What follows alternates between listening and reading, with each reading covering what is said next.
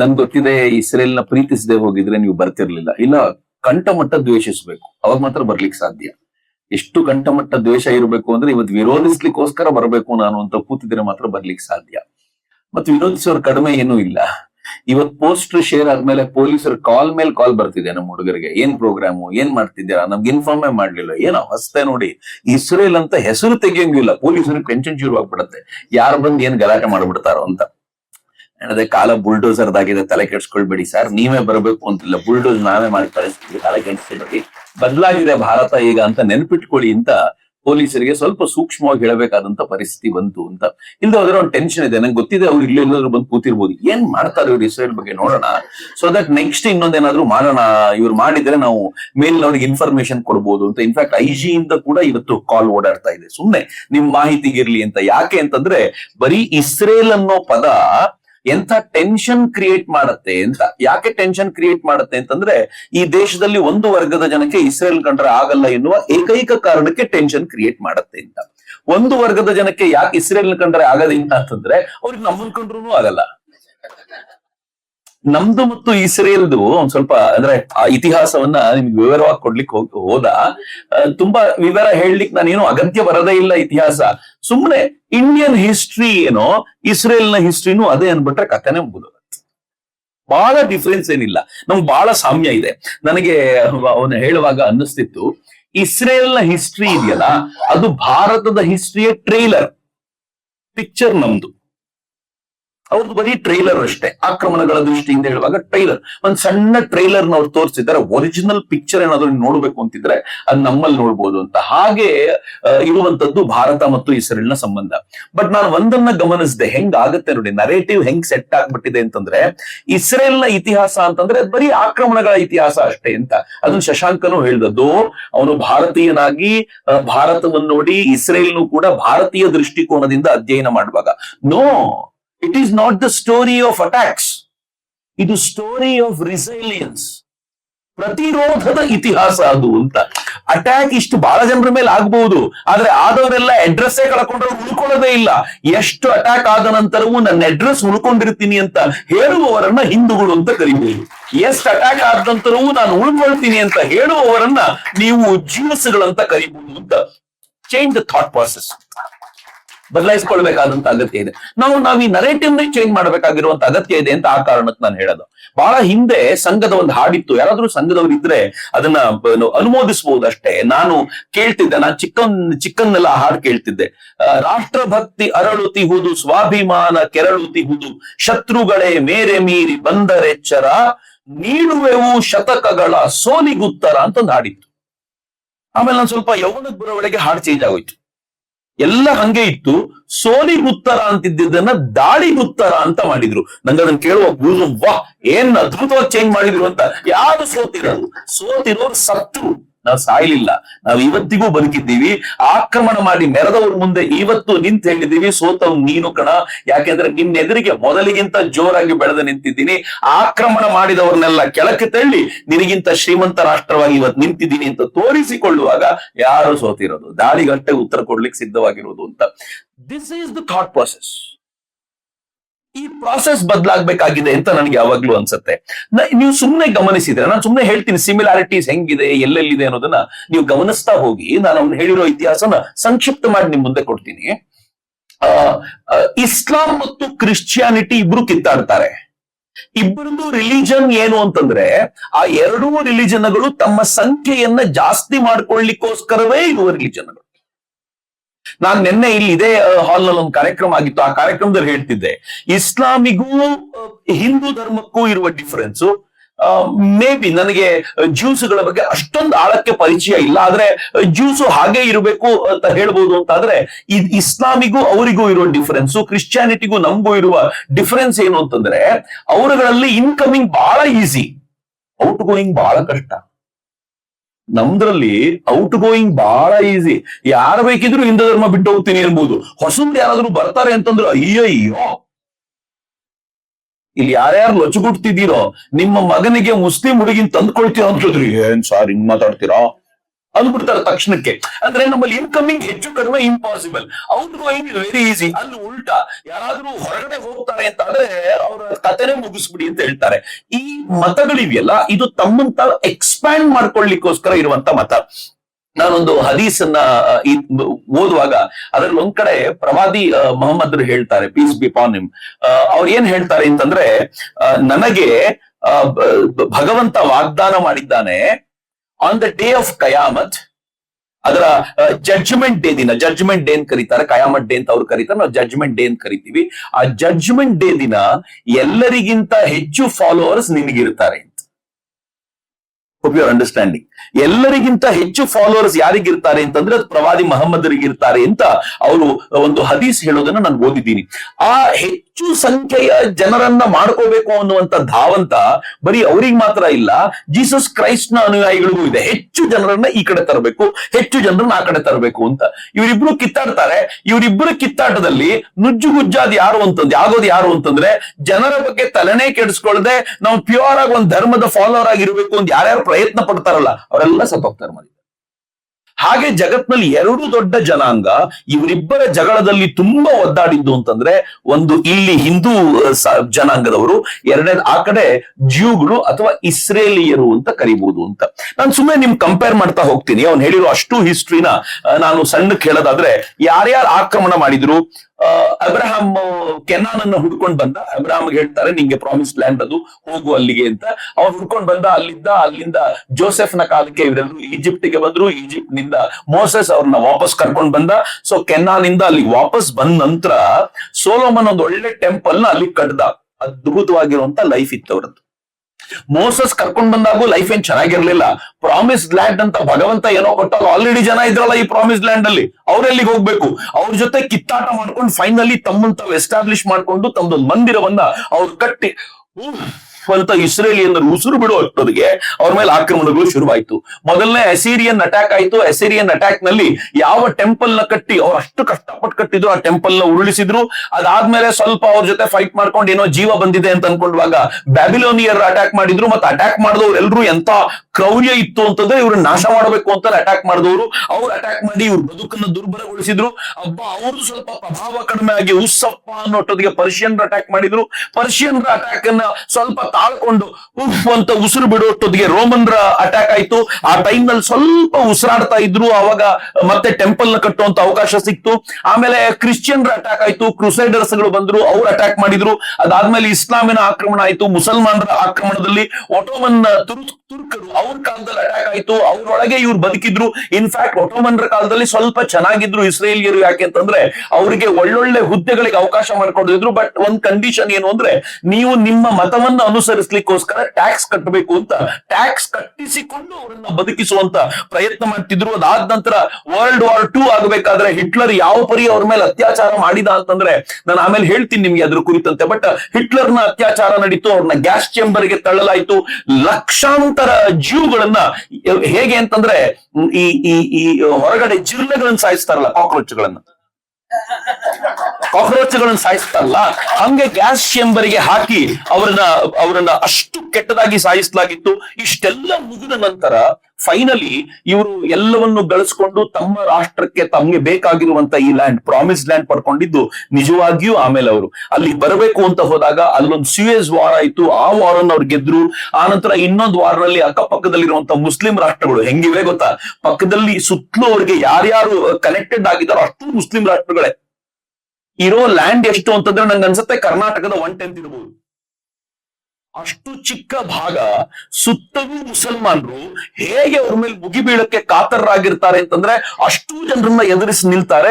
ಒಂದ್ fine day ಅವ್ರ ಮೇಲೆ ವಾರ್ ಮಾಡ್ಲಿಕ್ಕೆ ಅಂತ, ಆಫ್ಟರ್ 1940s ಅವರು ತಮ್ಮ ರಾಷ್ಟ್ರವನ್ನ ಪಡ್ಕೊಂಡ ನಂತರ ವಾರ್ ಮಾಡ್ಲಿಕ್ಕೆ ಅಂತ ಬಂದ್ರೆ 6 ದಿನದಲ್ಲಿ ಯುದ್ಧದಲ್ಲಿ ಅವರನ್ನ ಎಲ್ಲರನ್ನು ಸೋಲಿಸಿ ನಮ್ ತಾಕತ್ತಿದು, ಇನ್ನು ತಂಟೆಗೆ ಬಂದ್ರೆ ಬಡಿತೀವಿ ಅಂತ ಇಸ್ರೇಲಿಯರು ಅವ್ರ ನಡುವೆ ಎದ್ದು ನಿಲ್ತಾರೆ. ಅದಾದ್ಮೇಲೆ ಯೋಮ್ ಕಿಪುರ್ ಅನ್ನುವಂತ ಒಂದು ಭಯಾನಕವಾದ ಯುದ್ಧ ಆಗುತ್ತೆ. ಆ ಯುದ್ಧದಲ್ಲಿ ಮೊದಲು ಸೋತವರು ಆನಂತರ ಗೆಲ್ಲುವಂತ ಒಂದು ಸಂದರ್ಭಕ್ಕೆ ಅವರು ಬರ್ತಾರೆ. ಈಗಲೂ ಕೂಡ ನಿರಂತರವಾಗಿ ಯುದ್ಧವನ್ನ ಮಾಡ್ತಾನೆ ತಮ್ಮ ಅಸ್ತಿತ್ವವನ್ನು ಉಳಿಸ್ಕೊಂಡವರು ಜ್ಯೂಗಳು ಅಥವಾ ಇಸ್ರೇಲಿಯನ್ರು. ಎಷ್ಟು ಕ್ಲೋಸ್ ರಿಸೆಂಬಲೆನ್ಸ್ ನಮ್ದು.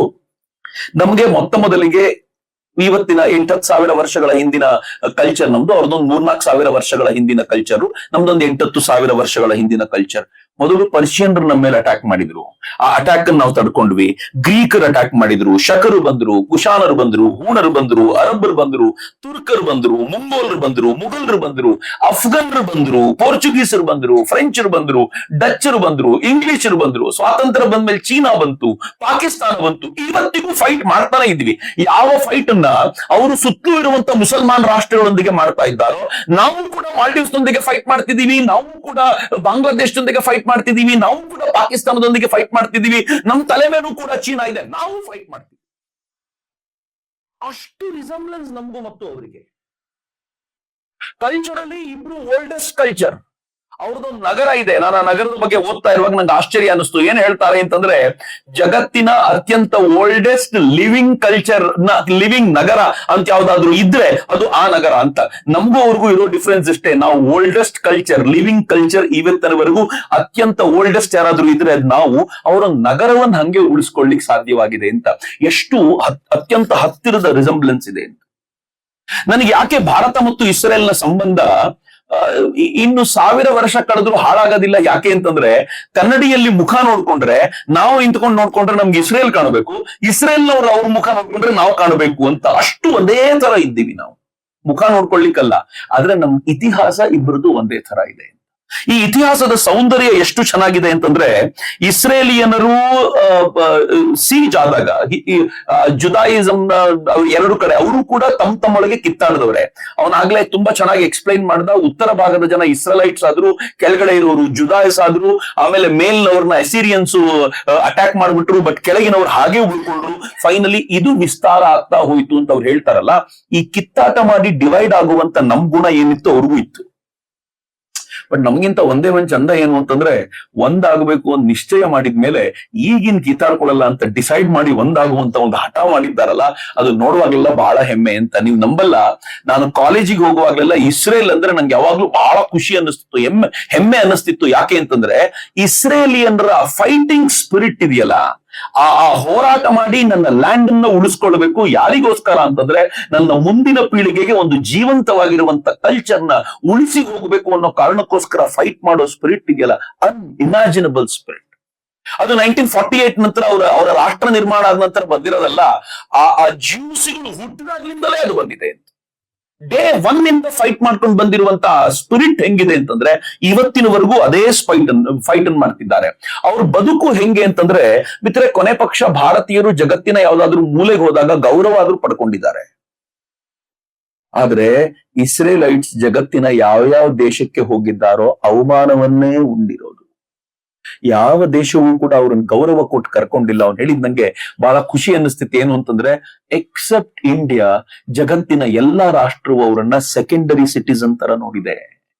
ಯಾವಾಗ ಹಿಟ್ಲರ್ ತುಂಬಾ ಆಕ್ರಮಣಕಾರಿಯಾಗಿ ತನ್ನ ದೇಶದಲ್ಲಿರುವಂತ ಜ್ಯೂಗಳನ್ನ ನಾಶ ಮಾಡ್ಲಿಕ್ಕೆ ಶುರು ಮಾಡಿದ್ನೋ, ಅವನ್ ಏನ್ ನಿಶ್ಚಯ ಮಾಡಿದ್ದ ಗೊತ್ತಾ? ಅಕ್ಕಪಕ್ಕದ ರಾಷ್ಟ್ರಗಳಲ್ಲಿ ಎಲ್ಲೆಲ್ಲಿ ಜ್ಯೂಗಳಿದ್ದಾರೋ ಆ ರಾಷ್ಟ್ರದ ಮೇಲೆ ಅಟ್ಯಾಕ್ ಮಾಡ್ತೀವಿ ಅಂತ. ಆ ರಾಷ್ಟ್ರಕ್ಕೆ ಏನೂ ಸಂಬಂಧ ಇಲ್ಲ, ಜ್ಯೂಸ್ಗಳಿದ್ದಾರೆ ಅಂತ ಮಾತ್ರ. ಆಗ ಜ್ಯೂಗಳು ಹೋಗಿ ಕೇಳ್ತಾರಲ್ಲಿ, ನಮ್ಗೆ ನಿಮ್ ರಾಷ್ಟ್ರಕ್ಕೆ ಬರ್ಲಿಕ್ಕೆ ಅವಕಾಶ ಮಾಡ್ಕೊಡ್ತೀರಾ, ಹಿಟ್ಲರ್ ತೊಂದರೆ ಕೊಡ್ತಿದ್ದಾನೆ ಅಂತಂದ್ರೆ ಏನ್ ಹೇಳ್ತಿದ್ರಂತೆ ಗೊತ್ತಾ? ಅವ್ರು ಹೇಳ್ತಿದ್ರಂತೆ, ನಮ್ಮಲ್ಲಿ ಜ್ಯೂಸ್ಗಳಿಲ್ಲಪ್ಪ, ಸುಮ್ನೆ ನಾವ್ಯಾಕೆ ತೊಂದರೆ ಇಂಪೋರ್ಟ್ ಮಾಡ್ಕೊಳ್ಳೋಣ. ಜ್ಯೂಸ್ ಅಂದ್ರೆ ತೊಂದರೆ ಅಂತ, ಜ್ಯೂಸ್ ಅಂದ್ರೆ ಸ್ವೀಕಾರ ಮಾಡ್ಲಿಕ್ಕೆ ಕಷ್ಟ ಅಂತ.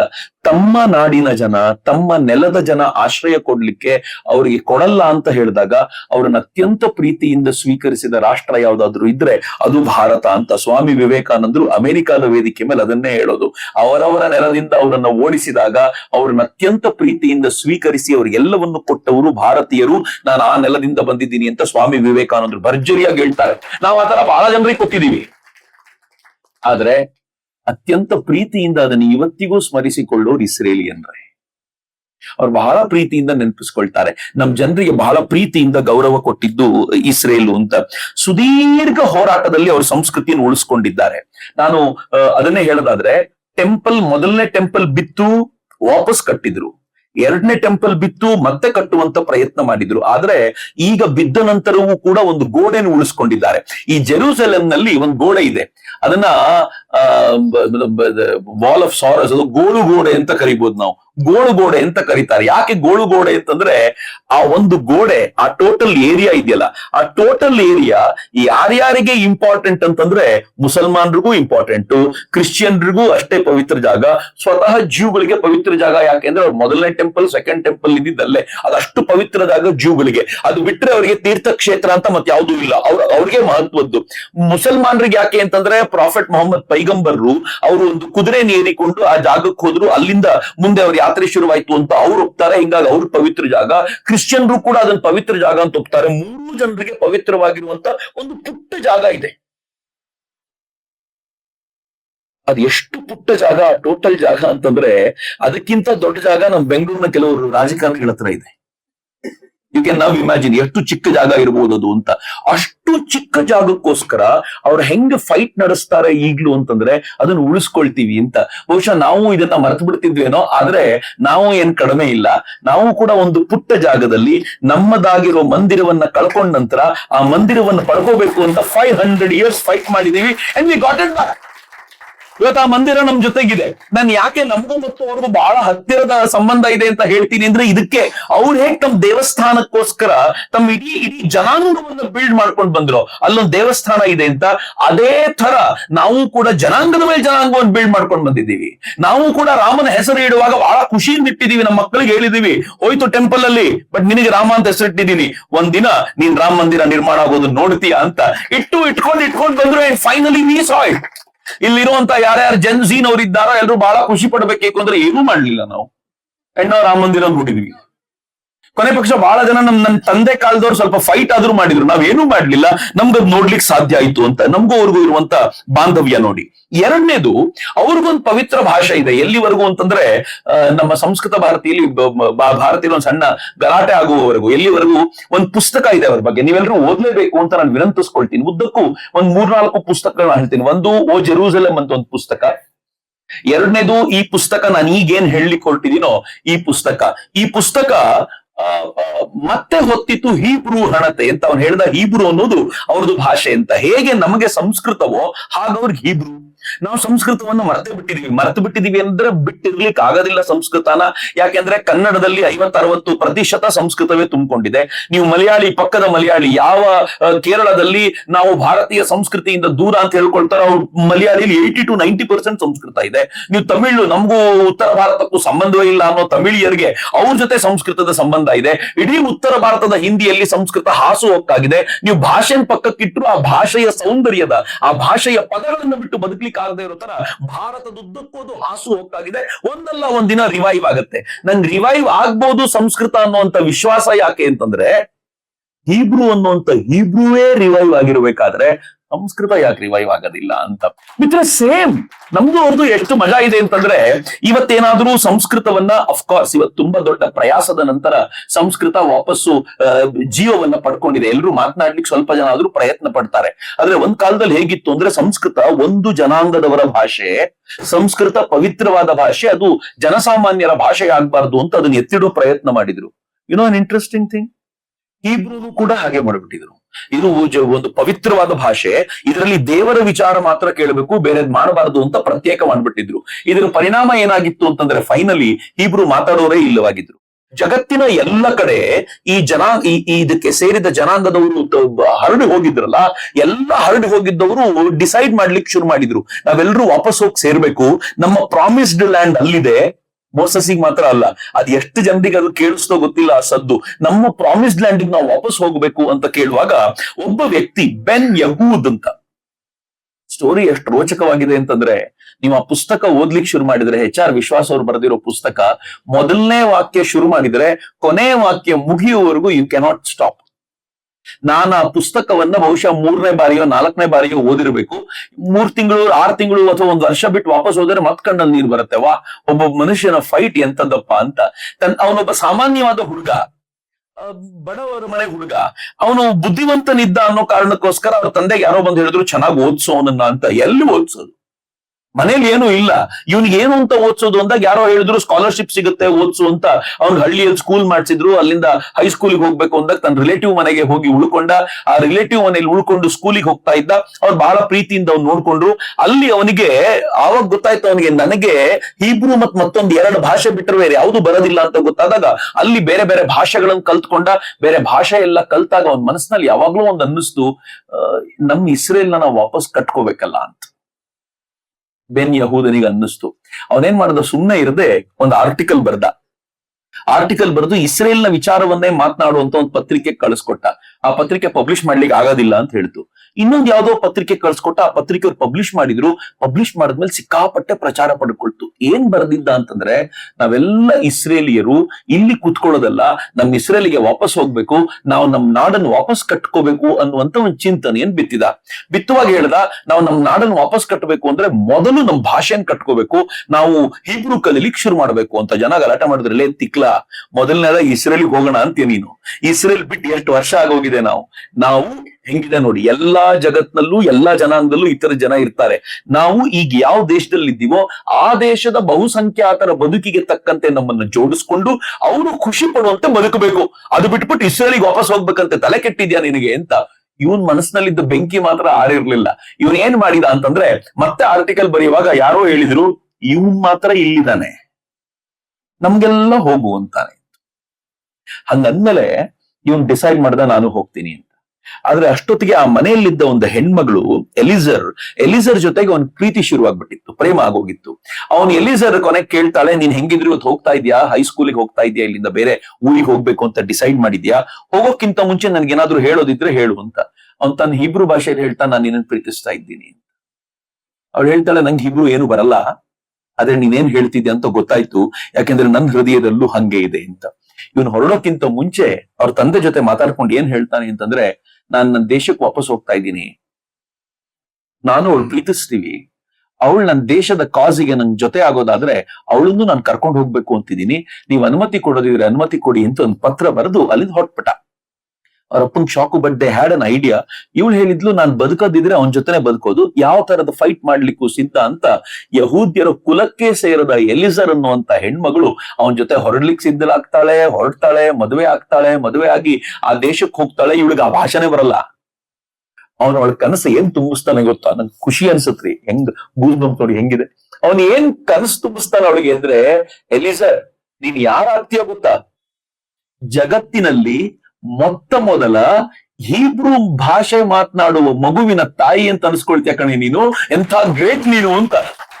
ಅವ್ನಿಗೆ ಎಂಥ ಕನಸು, ಎಂಥ ಒಂದು ಫ್ಯಾಮಿಲಿ ಕಟ್ಟಬೇಕು ನಾವು ಅಂತಂದ್ರೆ, ನಮ್ಮ ಮನೇಲಿ ಹೀಬ್ರೂ ಬಿಟ್ಟರೆ ಬೇರೆ ಕೇಳಬಾರ್ದು ಅಂತ ಫ್ಯಾಮಿಲಿ ಕಟ್ಟಬೇಕು ಅಂತ ಹೇಳಿ ಅವಳು ಪ್ರೆಗ್ನೆಂಟ್ ಆಗ್ಬಿಡ್ತಾಳೆ. ಅವಳು ಇಸ್ರೇಲಿಗೆ ಹೋದಾಗ ಒಂದು ಸಣ್ಣ ಜಾಗ, ಯಾರ್ದೋ ಮಿತ್ರರ ಜಾಗದಲ್ಲಿ ಉಳ್ಕೊಳ್ತಾನೆ, ಒಂದು ಪುಟ್ಟ ಮನೆ. ಆ ಜಾಗದಲ್ಲಿ ಅವನು ನನ್ನ ಮನೆಯಲ್ಲಿ ಹೀಬ್ರೂ ಬಿಟ್ಟರೆ ಬೇರೆ ಕೇಳಬಾರ್ದು, ನನ್ ಮಗು ಹುಟ್ಟುವಾಗ ಹೀಬ್ರೂ ಬರಬೇಕು, ಆದ್ರೆ ಆ ತಾಯಿ ಹೀಬ್ರೂ ಎಲ್ಲಿ ಬರ್ಬೇಕು. ಅವಳು ಏನ್ ಹೇಳ್ತಾನೆ ಗೊತ್ತಾ, ನೆನ್ಪಿಟ್ಕೋ, ನೀನು ಬೇರೆ ಮಾತಾಡೋಂಗೆ ಇಲ್ಲ, ಬಾಯಿ ಮುಚ್ಕೊಂಡು ಹೆರಿಗೆ ಮಾಡಿ ವಾಪಸ್ ಬರ್ಬೇಕು ನೀನು, ನನ್ನ ಮಗು ಹೀಬ್ರೂ ಬಿಟ್ರೆ ಬೇರೆ ಕೇಳಬಾರ್ದು ಅಂತ. ಹುಚ್ಚ, I love him like anything. ಎಂತ ಹುಚ್ಚ ಅವನು ಅಂತಂದ್ರೆ, ಹೆರಿಗೆ ಆಗತ್ತೆ, ಬಾಯಿ ಮುಚ್ಕೊಂಡಿರ್ತಾಳೆ, ಮಾತೇ ಆಡಲ್ಲ. ಅವ್ರ ತಾಯಿ ಮಾತಾಡೋದು ಗೊತ್ತಿರುವಂತ 2 ಪದಗಳನ್ನ ಮಗುವಿನ ಜೊತೆಗೆ ಮಾತನಾಡುತ್ತೆ. ಇವನ್ ತನ್ನ ಮಗುನ ಹೆಂಗೆ ಡೆವಲಪ್ ಮಾಡ್ತಾನೆ ಅಂದ್ರೆ, ಆಚೆ ಬಿಡಲ್ಲ ಮನೆಯಿಂದ, ಬೇರೆಯವ್ರು ಬೇರೆ ಭಾಷೆ ಕೇಳ್ಬಿಡ್ತಾನೆ ಇವನು ಅಂತ. ಅವನು ಚೆನ್ನಾಗಿ ಹೀಬ್ರೂನಲ್ಲೇ ಬೆಳೆಸ್ತಾನ. ಅವನಿಗೆ ಹೀಬ್ರೂ ಬಿಟ್ಟರೆ ಬೇರೆ ಭಾಷೆ ಬರ್ತಿರಲ್ಲ. ಒಂದಿನ ಈ ಮಗುವಿನ ಹೀಬ್ರೂ ಮಾತ್ರ ಮಾತಾಡುವಂತ ಈ ಮಗುವನ್ನು ನೋಡ್ಲಿಕ್ಕೆ ಅಕ್ಕಪಕ್ಕದ ಎಲ್ಲ ಇಸ್ರೇಲೈಟ್ಸ್, ಜ್ಯೂಸ್ ಎಲ್ಲ ಬರ್ತಾರೆ. ಬಂದವ್ರು ಬಹಳ ಖುಷಿಯಾಗ ಮಗುವನ್ನು ನೋಡ್ಬೇಕು, ಮಾತಾಡ್ತಿರ್ತಾರೆ. ಅಷ್ಟೊತ್ತಿಗೆ ಮಗು ಹೇಳುತ್ತೆ, ನಂಗೆ ಟಾಯ್ಲೆಟ್ಗೆ ಹೋಗ್ಬೇಕು ಅಂತ ಅನಿಸ್ತಿದೆ ಅಂತ ಹೀಬ್ರೂನಲ್ಲಿ. ಅಲ್ಲಿ ಬಂದಿರೋ ಒಬ್ಬ ಪಾದ್ರಿ ಕೆಂಪ್ ಆಗ್ಬಿಡ್ತಾರೆ. ಟಾಯ್ಲೆಟ್ ಹೋಗ್ಬೇಕು ಅಂತ ಹೀಬ್ರೂನಲ್ಲಿ ಹೇಳಿಸ್ತೀಯಾ, ಎಂತ ಉತ್ತಮ ಭಾಷೆ ಇದು, ದೇವ ಭಾಷೆ, ಈ ಭಾಷೆ ಮಾತಾಡಿಸ್ತಾ ಇದೀಯಾ ಅಂತ. ಅವನಿಗೆ ಪಾಪ ಏನ್ ಹೇಳ್ಬೇಕು ಗೊತ್ತಾಗಲಿಲ್ಲ. ಅವರೆಲ್ಲ ಕೋಪಿಸ್ಕೊಂಡು, ಆ ವ್ಯಕ್ತಿ ಕೋಪಿಸ್ಕೊಂಡು ಎದ್ದೋಗ್ಬಿಡ್ತಾರೆ. ಬಟ್ ಈ ಮನುಷ್ಯ ಮಾತ್ರ ಬಿಡೋದಿಲ್ಲ. ಹಠ ಹಿಡಿದು ಹೆಂಗ್ ಮಾಡ್ತಾರೆ ಅಂತಂದ್ರೆ, ನಿರಂತರವಾಗಿ ತನ್ನ ಪತ್ರಿಕೆಗಳಲ್ಲಿ ಬರೀತಾ ತಾನೇ ಒಂದು ಪತ್ರಿಕೆಯನ್ನು ಶುರು ಮಾಡಿ ಈ ಭಾಷೆಯ ಕುರಿತಂತೆ ಇದರ ಗೌರವ ಹೆಂಗ್ ಮೂಡಿಸ್ತಾನೆ, ಇಸ್ರೇಲ್ನ ಉತ್ಸಾಹವನ್ನು ಹೆಂಗ್ ತುಂಬುತ್ತಾನೆ ಅಂತಂದ್ರೆ, ಒಂದಿನ ಇದ್ದಕ್ಕಿದ್ದಂತೆ ಒಂದು 5-6 ಜನ ತರುಣರು ಅವನ ಎದುರುಗಡೆ ಬಂದು ನಿಂತ್ಕೋತಾರೆ. ಇವ್ನು ಕೇಳ್ತಾನೆ, ಯಾರು ನೀವು ಏನು ಅಂತ ಕೇಳಿದಾಗ ಆ ಹುಡುಗರು ಹೇಳ್ತಾರೆ, ನಿಮ್ಮ ಲೇಖನಗಳನ್ನ ನಾವು ಓದಿದೀವಿ, ನಮ್ ದೇಶ ಬಿಟ್ಟು ಇಲ್ಲಿ ಬಂದ್ಬಿಟ್ಟಿದೀವಿ, ನಾವು ಕೂಡ ಇಸ್ರೇಲಿಗೋಸ್ಕರ ಏನಾದ್ರು ಮಾಡ್ಬೇಕು ಅಂತ ಡಿಸೈಡ್ ಮಾಡಿದೀವಿ, ನಮ್ ಗೈಡ್ ಮಾಡಿ ಅಂತ. ಅವ್ನ ಕಣ್ಣಲ್ಲಿ ನೀರು ಬಂದ್ಬಿಡುತ್ತೆ. ಅವತ್ತು ವಾ ನನ್ ಕನಸು ಸಾಕಾರವಾಗುವಂಗ್ ಕಾಣ್ತಾ ಇದೆ. ಅವ್ನ್ ಇನ್ನೇನು ಪ್ಲಾನ್ ಮಾಡಲ್ಲ. ಅವನಿಗಿರೋದು ಒಂದೇ ಒಂದು, ನನ್ನ ಭಾಷೆಯನ್ನ ಪುನರುಜ್ಜೀವನಗೊಳಿಸ್ಬೇಕು ಅಂತ. ಮಿತ್ರ ಅವನು ಹೇಳಿದ್ನಲ್ಲ, ಇವತ್ತು ತುಂಬಾ ಜನ ಹೀಬ್ರೂನಲ್ಲಿ ವಾಪಸ್ ಮಾತಾಡ್ತಾರೆ, ಸ್ವಲ್ಪ ಬದಲಾಗಿರ್ಬೋದು ಅಂತ. ಹಾಗೇನಾದ್ರೂ ಹೀಬ್ರೂ ಎಲ್ರು ಮಾತನಾಡ್ತಾ ಇದ್ದಾರೆ ಅಂತಂದ್ರೆ ಅದಕ್ಕೆ ಕಾರಣ ಆಗೋದು ಅವನು ಅಂತ. ಏನ್ ಅದ್ಭುತ ನೋಡಿ ಇದು. ಇಡೀ ಒಂದು ದೇಶವನ್ನ ಕಲ್ಚರ್ನ ಮೂಲಕ ಬೆಸೆಯೋದಕ್ಕೆ ಅವನು ಒಂದು ಅದ್ಭುತವಾಗಿರುವಂತ ಪ್ರಯತ್ನ, ಬೆನ್ ಯಹೂದು ಅದನ್ನ ಮಾಡ್ತಾನೆ. ಸೊ ನಮಗೆ ಯಾವಾಗ ಒಂದ್ ಇಡೀ ಭಾಷೆ ರಿಜುವಿನೇಟ್ ಆಗುತ್ತಲ್ಲ, ಆ ಭಾಷೆಯೊಂದಿಗೆ ಕಲ್ಚರ್ ರಿಜುವಿನೇಟ್ ಆಗುತ್ತೆ, ಇಡೀ ಕಲ್ಚರ್ ವಾಪಸ್ ಬರುತ್ತೆ. ನಮ್ಗಿರೋ ದೊಡ್ಡ ಪ್ರಾಬ್ಲಮ್ ಏನು ಅಂತಂದ್ರೆ, ನಾವ್ ಈ ಭಾಷೆಯನ್ನ ತನ್ನ ತುದಿಗೆ ತಲುಪೋದಕ್ಕೆ ಅವಾಯ್ಡ್ ಮಾಡುವಂತ ಪ್ರಯತ್ನವನ್ನು ಯಾವಾಗ್ಲೂ ಮಾಡ್ಕೊಂಡು ಬಂದಿದ್ದೀವಿ. ಇಂಟ್ರೆಸ್ಟಿಂಗ್ಲಿ ಇದನ್ನ ಬಾಬಾ ಸಾಹೇಬ್ ಅಂಬೇಡ್ಕರ್ ಅರ್ಥಕೊಂಡಿದ್ರು. ಇಲ್ಲಿ ಹೇಳಿದ್ರೆ ಬಹಳ ಜನರಿಗೆ ನಂಬಿಕೆ ಬರ್ಲಿಕ್ಕಿಲ್ಲ. ಬಾಬಾ ಸಾಹೇಬ್ರು ಬಹಳ ಹಿಂದೆನೆ ಶೆಡ್ಯೂಲ್ಡ್ ಕಾಸ್ಟ್ ಫೆಡರೇಷನ್ ನ ಒಂದು ಮೀಟಿಂಗ್ ನಲ್ಲಿ ನಿಂತ್ಕೊಂಡು ಹೇಳಿದ್ರು, ಭಾರತಕ್ಕೆ ರಾಷ್ಟ್ರ ಭಾಷೆ ಆಗುವಂತ ಯೋಗ್ಯತೆ ಯಾವ್ದಕ್ಕಾದ್ರೂ ಇದ್ರೆ, ಆಗಬೇಕು ಅಂತ ಏನಾದ್ರೂ ಇದ್ರೆ ಅದು ಸಂಸ್ಕೃತಕ್ಕೆ ಇರೋದು ಅಂತ ಬಾಬಾ ಸಾಹೇಬ್ರು ಹೇಳಿದ್ರು. ಶೆಡ್ಯೂಲ್ಡ್ ಕಾಸ್ಟ್ ಫೆಡರೇಷನ್ ಅಲ್ಲಿ ಅದನ್ನ ವಿರೋಧಿಸಿದ ಒಬ್ಬ ವ್ಯಕ್ತಿ ಅವ್ನು ನಿಂತ್ಕೊಂಡು ಹೇಳ್ತಾನೆ, ನಿಮ್ಗೆ ತಲೆ ಕೆಟ್ಟಿದೆ, ನೀವ್ ಹಿಂಗ್ ಮಾಡ್ತಾ ಇದ್ದೀರಾ, ನೀವು ಹಾಳು ಮಾಡ್ತಾ ಇದ್ದೀರಾ ಎಲ್ಲವನ್ನು, ನೀವು ಮೇಲ್ವರ್ಗದವ್ರು ಹೇಳದಂತೆ ಕೇಳೋ ಹಂತಕ್ಕೆ ಬಂದ್ಬಿಟ್ಟಿದಾರ ಅಂತ ಎಲ್ಲ ಏನೇನೋ ಕೂಗಾಡಿ ಅದನ್ನ ಯಾರು ಒಪ್ಕೊಳ್ದೇ ಇರೋ ತರ ಮಾಡಿ ಬಿಟ್ಬಿಡ್ತಾನೆ. ಬಾಬಾ ಸಾಹೇಬ್ರು ಸುಮ್ಮನಾಗ್ಬಿಡ್ತಾರೆ. ಅವ್ರು ಸ್ವಲ್ಪ ಮಟ್ಟಿಗೆ ನಮ್ಮ ಕಾನ್ಸ್ಟಿಟ್ಯೂಂಟ್ ಅಸೆಂಬ್ಲಿ ಸ್ವಲ್ಪ ಚರ್ಚೆ ಆಗುತ್ತೆ, ಬಟ್ ಅಲ್ಲಿಗೆ ಬಿದ್ದೋಗ್ಬಿಡತ್ತೆ ಅದು. ಆದರೆ ಮುಂದೆ ಪ್ರಾಬಬ್ಲಿ 1990s ನಲ್ಲಿ ಅದೇ ವ್ಯಕ್ತಿ ಯಾರು ಅವತ್ ವಿರೋಧ ಮಾಡಿದ್ನೋ ಅವನು NCERT ಒಂದು ಪತ್ರ ಬರೆದು ಹೇಳ್ತಾನೆ, ಬಾಬಾ ಸಾಹೇಬ್ರು ಅವತ್ ಹೇಳಿದ್ರು ಭಾರತದ ರಾಷ್ಟ್ರ ಭಾಷೆ ಸಂಸ್ಕೃತ ಆಗ್ಬೇಕಿತ್ತು ಅಂತ. ನಾನು ಅವತ್ ವಿರೋಧಿಸ್ದೆ, ನನಗೆ ಇವತ್ತು ಬಹಳ ನೋವಾಗತ್ತೆ. ಬಾಬಾ ಸಾಹೇಬರ ಹೃದಯದಲ್ಲಿ ಏನಿತ್ತು ಅಂತ ನಂಗೆ ಅರ್ಥ ಮಾಡ್ಕೊಳ್ಲಿಕ್ಕೆ ಆಗ್ಲಿಲ್ಲ, ಅದಾಗಬೇಕಿತ್ತು ಅಂತ ಈಗ ಅನ್ಸತ್ತೆ ಅಂತ. ಇಸ್ರೇಲಿನ ಈ ಪುನರುತ್ಥಾನವನ್ನ ನೋಡಿದಾಗ ನನಗೆಲ್ಲೋ ಒಂದು ಕಡೆ ಅನ್ಸತ್ತೆ, ಹೀಬ್ರೂವಿನ ಪುನರುತ್ಥಾನ ಇದೆಯಲ್ಲ ಅದು ಇಲ್ಲಿಂದ ಆರಂಭವಾಗತ್ತೆ ಅಂತ. ಇಸ್ರೇಲ್ ಅಷ್ಟು ಫೈಟ್ ಮಾಡ್ಕೊಂಡು ಬಂದಿರುವಂತದ್ದು. ಇಸ್ರೇಲ್ ತನ್ನ ಧರ್ಮವನ್ನ ಉಳಿಸಿಕೊಳ್ಳಿಕ್ಕೋಸ್ಕರ ಎಷ್ಟು ಫೈಟ್ ಮಾಡಿದೆ ಅಂತಂದ್ರೆ, ಆ ಧರ್ಮದ ಮೂಲ ಸ್ವರೂಪವನ್ನ ಏನ್ ಹೇಳುತ್ತೆ ಜ್ಯೂಸು ಅದನ್ನ ಹೇಳ್ತಾರೆ ಅನ್ನೋದನ್ನ ಅವ್ರು ನೀಟಾಗಿ ಅದನ್ನ ಪುಸ್ತಕ ರೂಪಕ್ಕೆ ತಂದು ಪ್ರತಿಯೊಬ್ರು ಅದನ್ನ ಓದೋ ತರ ಸಂತೆಗಳಲ್ಲಿ ನಿಂತ್ಕೊಂಡು ಆ ಪುಸ್ತಕದಲ್ಲಿ ಏನಿದೆ, ಟೋರಾ ಅಂತ ಅವ್ನು ಏನ್ ಹೇಳಿದ್ನಲ್ಲ, ಆ ಪುಸ್ತಕದ ಅದರೊಳಗೆ ಏನಿದೆ, ಏನದ್ ನಾವು ಮಾಡಬೇಕು, ನಾವು ಬದುಕುವ ರೀತಿ ಹೇಗೆ, ಇವೆಲ್ಲವನ್ನೂ ಕೂಡ ಇಸ್ರೇಲಿನ ಜನ ಅತ್ಯಂತ ಸುಂದರವಾಗಿ ಜೋಡಿಸ್ಕೊಂಡು ಬಂದ್ರು. And the fought for it ಅನ್ನೋದನ್ನ ನಾವು ಈ ಸಂದರ್ಭದಲ್ಲಿ ಅರ್ಥ ಮಾಡ್ಕೊಳ್ಳೋದು ಬಹಳ ಇಂಪಾರ್ಟೆಂಟ್ ಅಂತ ನನ್ಗನ್ಸುತ್ತೆ. ಇಷ್ಟಾದ್ರೂ ಕೂಡ ಇಸ್ರೇಲ್ನ ಈ ಸಫರಿಂಗ್ಸ್ ಇದೆಯಲ್ಲ, ಇದು ಸಾಮಾನ್ಯವಾದ ಸಫರಿಂಗ್ಸ್ ಅಲ್ಲ. ಈವನ್ ನಾವು ಇಸ್ರೇಲ್ನ ಸಫರಿಂಗ್ಸ್ ಹೆಂಗೆ ಅಂತಂದ್ರೆ, ನೀವೆಲ್ಲರೂ ಓದ್ಬೇಕಾಗಿರುವಂತ ಒಂದು ಪುಸ್ತಕ ಇದೆ, ಯಾದ್ ವಶೇಮ್ ಅಂತ ನೇಮಿಚಂದ್ರ ಪ್ರೆಸೆಂಟ್ ಮಾಡಿರೋದು. ಯಾದ್ ವಶೇಮ್ ಸುಧಾದಲ್ಲಿ ಸುದೀರ್ಘ ಕಾಲ ಅದೊಂದು ಕಾದಂಬರಿಯಾಗಿ ಬಂತು, ಪ್ರಕಟ ಆಯ್ತು. ಯಾದ್ ವಶೇಮ್ನ ಸ್ಟೋರಿ ಏನು ಅಂತಂದ್ರೆ, ಇದು ಬೆಂಗಳೂರಿನ ಗೋರಿಪಾಳ್ಯದಲ್ಲಿ ಶುರುವಾಗುತ್ತೆ. ಗೋರಿಪಾಳ್ಯದಲ್ಲಿ ಒಂದಷ್ಟು ಗೋರಿಗಳು, ಆ ಗೋರಿ ಯಹೂದ್ಯರಿಗೆ ಸೇರಿದ ಗೋರಿಗಳು. ಈ ಯಹೂದ್ಯರ ಗೋರಿಗಳು ಯಾಕೆ, ಆ ಗೋರಿಗಳು ಮುಸಲ್ಮಾನರ ತರ ಹೂಳಲ್ಪಡೋದಿಲ್ಲ, ಬೇರೆ ದಿಕ್ಕಿನಲ್ಲಿ ಹೂಳಲ್ಪಡತ್ತೆ. ಹಾಗಿದ್ರೆ ಈ ಗೋರಿ ಯಾರದ್ದು ಅಂತ ನೇಮಿಚಂದ್ರ ಹುಡುಕಾಟ ಶುರು ಮಾಡ್ತಾ ಅದಕ್ಕೆ ಸಂಬಂಧಪಟ್ಟಂತೆ ಒಂದು ಕಾದಂಬರಿ ಹೆಣಿತಾರೆ. ಹ್ಯಾನಾ ಅಂತ ಒಂದು ಹೆಣ್ಮಗಳು ಮಲ್ಲೇಶ್ವರಂನಲ್ಲಿ ಇರ್ತಾಳೆ. ಅವಳು ಮೂಲತಃ ಇಸ್ರೇಲ್ನ ಹುಡುಗಿ. ನನಗೆ ಈ ಕಾದಂಬರಿ ಎಷ್ಟು ಹತ್ತಿರಕ್ಕೆ ರಿಸೆಂಬ್ಲೆನ್ಸ್ ಇದೆ ಅಂತ ನಾನು ನಿಮ್ಗೆ ಹೇಳ್ತೀನಿ. ಆ ಹುಡುಗಿ ಹ್ಯಾನಾ ಯಾವ್ದೋ ಒಂದು ಹಿಂದೂ ಮನೆಯಲ್ಲಿದ್ಲು. ಇದ್ದ ಹುಡುಗಿ ಮೊದಲು ಹ್ಯಾನಾ ಆಗಿದ್ಲು. ಕಾಲಕ್ರಮದಲ್ಲಿ ಅವ್ರ ಮನೆಯಲ್ಲಿ ಆ ತಾಯಿ ಆ ಮಗುವಿನ ಹೆಸರನ್ನ ಅನಿತಾ ಅಂತ ಕನ್ವರ್ಟ್ ಮಾಡ್ಬಿಟ್ರು, ಅನಿತಾ ಅಂತ ಚೇಂಜ್ ಮಾಡಿದ್ರು. ಅವಳ ದೇವರ ಚಿತ್ರಗಳು ಬೇರೆ, ನಮ್ ದೇವರ ಚಿತ್ರಗಳು ಬೇರೆ. ಬಟ್ ಹ್ಯಾನಾ ಬಹಳ ಬೇಗ ನಮ್ಮ ಕಲ್ಚರ್ಗೆ ಹೊಂದಿಕೊಂಡಾಗ್ಲೂ ಕೂಡ ಅವಳಿಗೆ ಮರ್ತಿರ್ಲಿಲ್ಲ, ನಾನು ಇಸ್ರೇಲ್ನ ಹೆಣ್ಮಗಳು, ನಾನು ಭಾರತಕ್ಕೆ ಓಡಿ ಬಂದಿದ್ದೀನಿ ಅಂತ ಯಾವತ್ತೂ ಮರ್ತಿರ್ಲಿಲ್ಲ. ಇವನು ದೊಡ್ಡವನಾಗಿ ಬೆಳೆದ್ಮೇಲೆ ಹ್ಯಾನಾ ಅವಳನ್ನ ಪ್ರಪೋಸ್ ಮಾಡ್ದ, ನಾನು ಇವನು ಮದುವೆ ಆಗ್ತೀನಿ ಅಂತ. She readily accepted. ಅವ್ರು ಮದುವೆ ಆಗ್ಲಿಕ್ಕೆ ಒಪ್ಕೊಂಡು, ಯಾವುದೋ ಕಲ್ಚರ್ನ ಹುಡುಗಿ ಇಲ್ಲಿನ ಒಂದು ಮಲ್ಲೇಶ್ವರಂನ ಒಂದು ಕುಟುಂಬಕ್ಕೆ ಬಂದು, ಗೌಡ್ರ ಮನೆಯ ಕುಟುಂಬಕ್ಕೆ ಬಂದು, ಆ ಕುಟುಂಬದೊಂದಿಗೆ ಒಂದಾಗಿ ಅಲ್ಲಿನ ಜನರ ಜೊತೆಗೆ ಬೆರೆತುಕೊಂಡು ತಾನು ಅಲ್ಲಿನ ಹುಡುಗನನ್ನೇ ಮದುವೆ ಇಲ್ಲಿಯವಳೆ ಆಗ್ಬಿಟ್ಲು. ಇಲ್ಲಿಯವಳು ಆದ ನಂತರವೂ ಕೂಡ ಅವಳ ಹೃದಯದಲ್ಲಿ ಕಾಡ್ತಾ ಇತ್ತು, ನನ್ನ ದೇಶ ಹೆಂಗಿದೆಯೋ, ನಮ್ಮಪ್ಪ ನನ್ನ ಜೊತೆ ಬಂದಿದ್ರು ಹೋದ್ರು, ನಮ್ಮಮ್ಮ ಹೆಂಗಿದಾರೋ, ನನ್ನ ಅಕ್ಕ ಬದುಕಿದಾಳೋ ಇಲ್ವೋ, ನಂದೊಬ್ಬ ಪುಟ್ಟ ತಮ್ಮ ಇದ್ದ, ಅವನು ಹೆಂಗಿದ್ದಾನೋ ಇಲ್ವೋ ಅಂತ ಒಳಗಡೆ ಕಾಡ್ತಿತ್ತು ಅವಳಿಗೆ. ಒಬ್ಬ ಈತ ಗಂಡ ಒಬ್ಬ ಸಾಮಾನ್ಯವಾಗಿರುವಂತ ಟೀಚರು, ಮಗನನ್ನ ಚೆನ್ನಾಗಿ ಬೆಳೆಸಿ ಮಗ ಸಾಫ್ಟ್ವೇರ್ ಇಂಜಿನಿಯರ್ ಆಗ್ಬಿಟ್ಟ. ಇಂಜಿನಿಯರ್ ಆದ ನಂತರ ಆ ಮಗ ಅಮ್ಮನ್ ಕೇಳ್ತಾ, ನಿಂಗೇನ್ ಆಸೆ? ಅವಳು ಹೇಳ್ತಾಳೆ, ನಂಗೆ ಒಂದ್ಸಲ ಜರ್ಮನಿಗೆ ಹೋಗ್ಬೇಕು ಕಣ, ಕಳ್ಸ್ಕೊಡ್ತೀಯಾ? ಯಾಕೆ ಜರ್ಮನಿಗೆ ಹೋಗ್ಬೇಕು? ಮಗನ್ಗೆ ಹೇಳಲಿಲ್ಲ, ಯಾಕಂದ್ರೆ ಯಾರಿಗೂ ಗೊತ್ತಿಲ್ಲ ಇವಳು ಅಲ್ಲಿಂದ ಬಂದಿದ್ದಾಳೆ ಅಂತ. ಗಂಡನಿಗೆ ಮಾತ್ರ ಗೊತ್ತು. ಗಂಡ ಗೊತ್ತು, ಕರ್ಕೊಂಡು ಹೋಗ್ತೀನಿ ಅಂತ. ಇಬ್ಬರಿಗೂ ವಯಸ್ಸಾಗಿದೆ, ಜರ್ಮನಿಗೆ ಹೋಗ್ಬೇಕು. ಜರ್ಮನಿಲಿ ಎಲ್ಲಿಗೆ ಹೋಗ್ಬೇಕು ಅಂತಂದ್ರೆ ಅಲ್ಲಿ ಕಥೆ ಓಪನ್ ಆಗುತ್ತೆ. ಜರ್ಮನಿಗೆ ಹೋದಾಗ ಗೊತ್ತಾಗುತ್ತೆ, ಜರ್ಮನಿಯಲ್ಲಿ ಸೈಂಟಿಸ್ಟ್, ಒಬ್ಬ ಶ್ರೇಷ್ಠ ಸೈಂಟಿಸ್ಟ್ಗೆ ಜೊತೆಯಾಗಿ ಕೆಲಸ ಮಾಡ್ತಿದ್ದ ಹ್ಯಾನಾಳ್ ಅಪ್ಪ.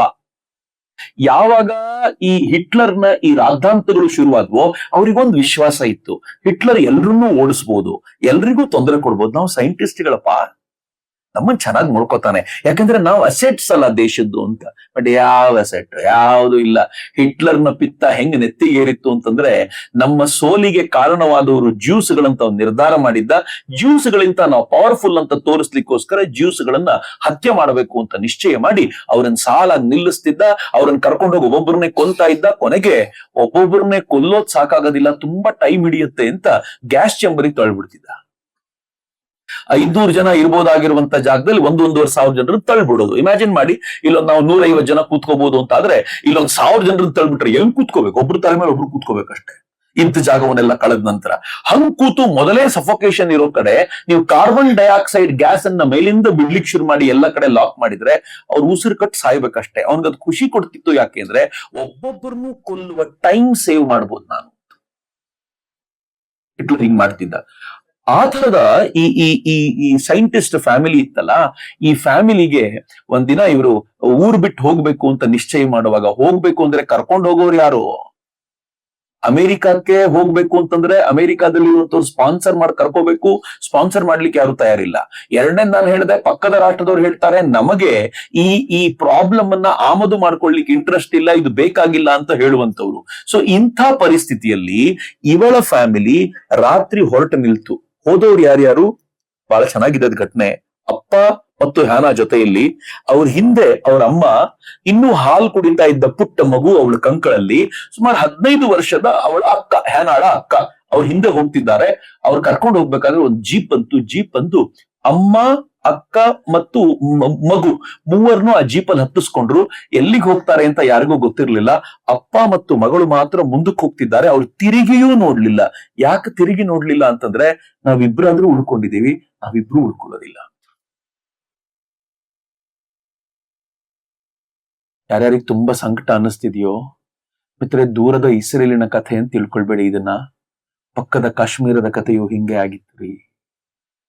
ಬೋರ್ಡ್ ಮೇಲೆ ಬರೆದ್ರು ರಲೀವ್, ಗಲೀವ್, ಸಲೀವ್ ಅಂತ ಬರೆದ್ರು.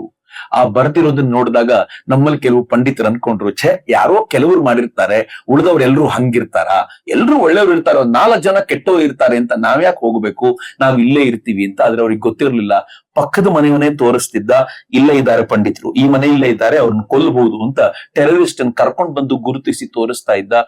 ಅನಿವಾರ್ಯವಾಗಿ ಹೋಗ್ಬೇಕಾಗಿ ಬಂತು. I have met many pandits. ಅವರು ಕವಾಟರ್ಗಳು ಅಂತ ಕರೀತಾರೆ. ಜಮ್ಮುನಲ್ಲಿ ಈಗಲೂ ಇದೆ ಕ್ವಾರ್ಟರ್ಸ್ ಗಳನ್ನ.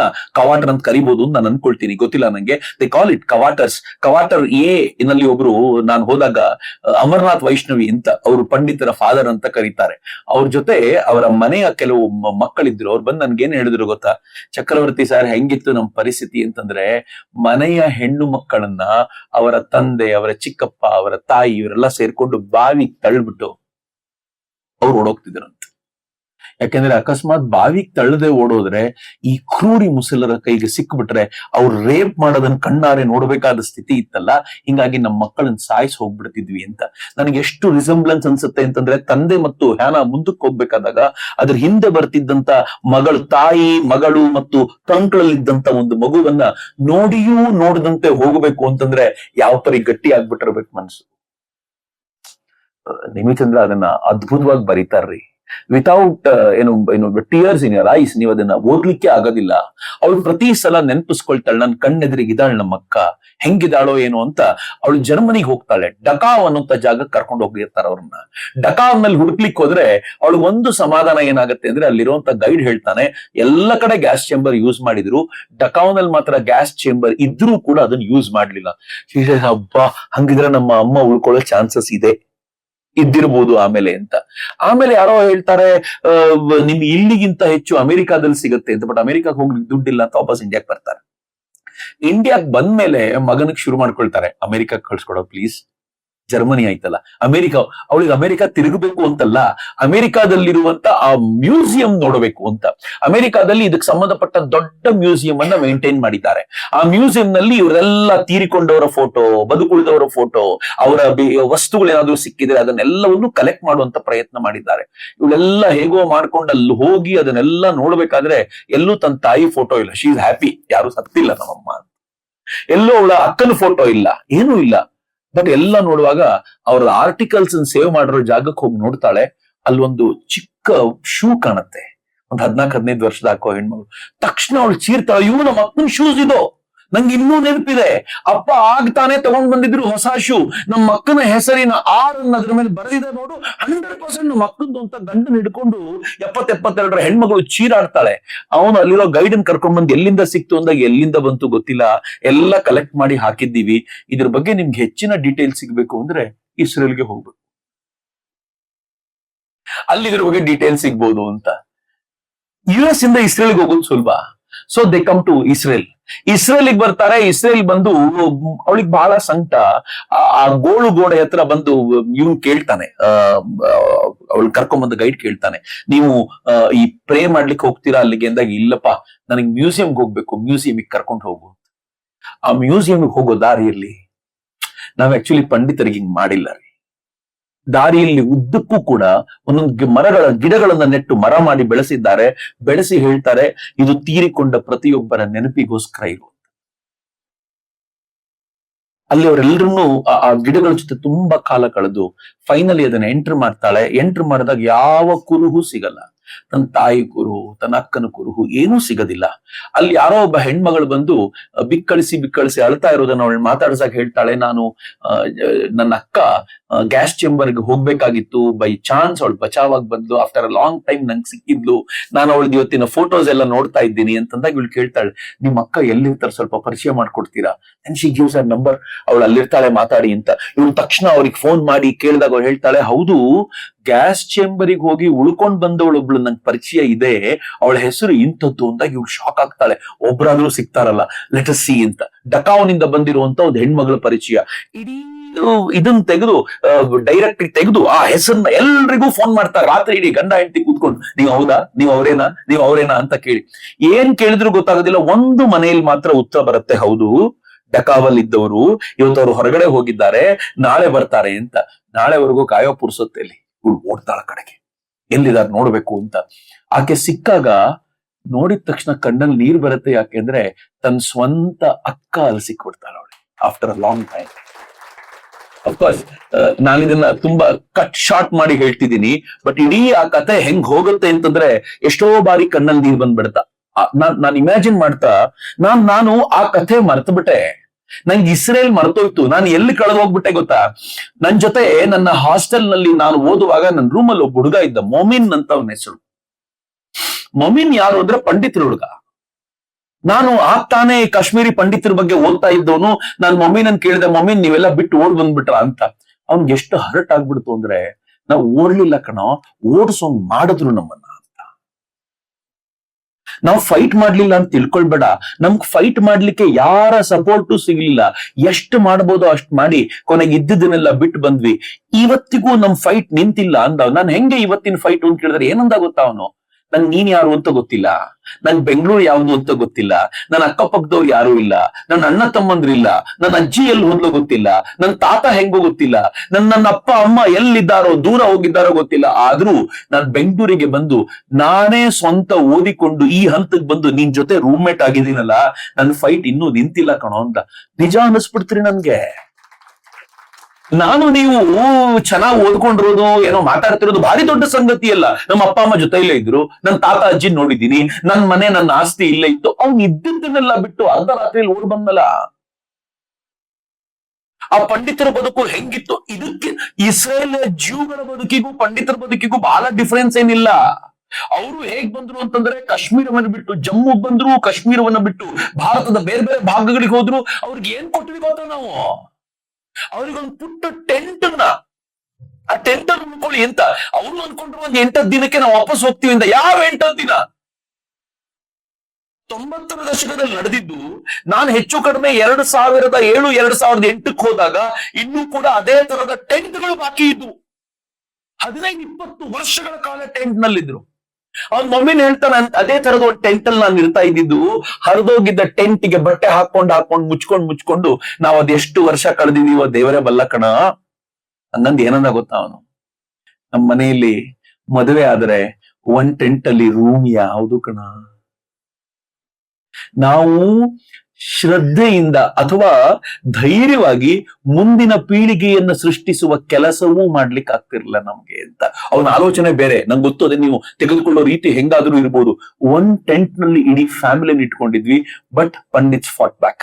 ಹೆಂಗ್ ಫೈಟ್ ಬ್ಯಾಕ್ ಮಾಡಿದ್ವಿ ನಾವು ಅಂತಂದ್ರೆ, ಅಲ್ಲಿ ಬೇರೆ ಬೇರೆ ಮಕ್ಕಳು ಯಾರು ಬರ್ತಾರೋ ಅವ್ರಿಗೆ ಟ್ಯೂಷನ್ ತಗೊಂಡ್ವಿ, ಆ ಮಕ್ಕಳಿಗೆ ಪಾಠ ಕಲಿಸಿ ಅವ್ರು ಬೆಳೆಯುವಂತೆ ಮಾಡಿದ್ವಿ, ಸ್ವಂತ ಮಕ್ಕಳನ್ನು ಆ ಎತ್ತರಕ್ಕೆ ಬೆಳೆಸಿದ್ವಿ. ಇವತ್ತು ಪಂಡಿತರ ಮಕ್ಕಳು ಈ ದೇಶದ ಜಗತ್ತಿನ ಬೇರೆ ಬೇರೆ ಭಾಗಗಳಲ್ಲಿ ಒಳ್ಳೊಳ್ಳೆ ಸ್ಥಾನದಲ್ಲಿದ್ದೀವಿ. ನಾವು ಕಳ್ಕೊಳ್ಳಿಲ್ಲ ಅಂತ ನನಗೆ ಇನ್ನೂ ರೋಮಾಂಚನ ಅನ್ಸುತ್ತೆ ಅವ್ರನ್ನ ಕೇಳುವಾಗ. Same case with these people. ಆದ್ರೆ ಎರಡನೇದು ಯೋಚನೆ ಮಾಡಿ, ಬರೀ ಇಲ್ಲಿಗೆ ನಿಲ್ಲುವಂತದ್ದಲ್ಲ. ಇನ್ ಸ್ವಲ್ಪ ಹಿಂದಕ್ಕೆ ಹೋದ್ರೆ, ನೀವು 1947ನಲ್ಲಿ ಪಾಕಿಸ್ತಾನದಿಂದ ಓಡ್ ಬಂದ್ರಲ್ಲ, 20-25% ಹಿಂದೂಗಳಿದ್ರು.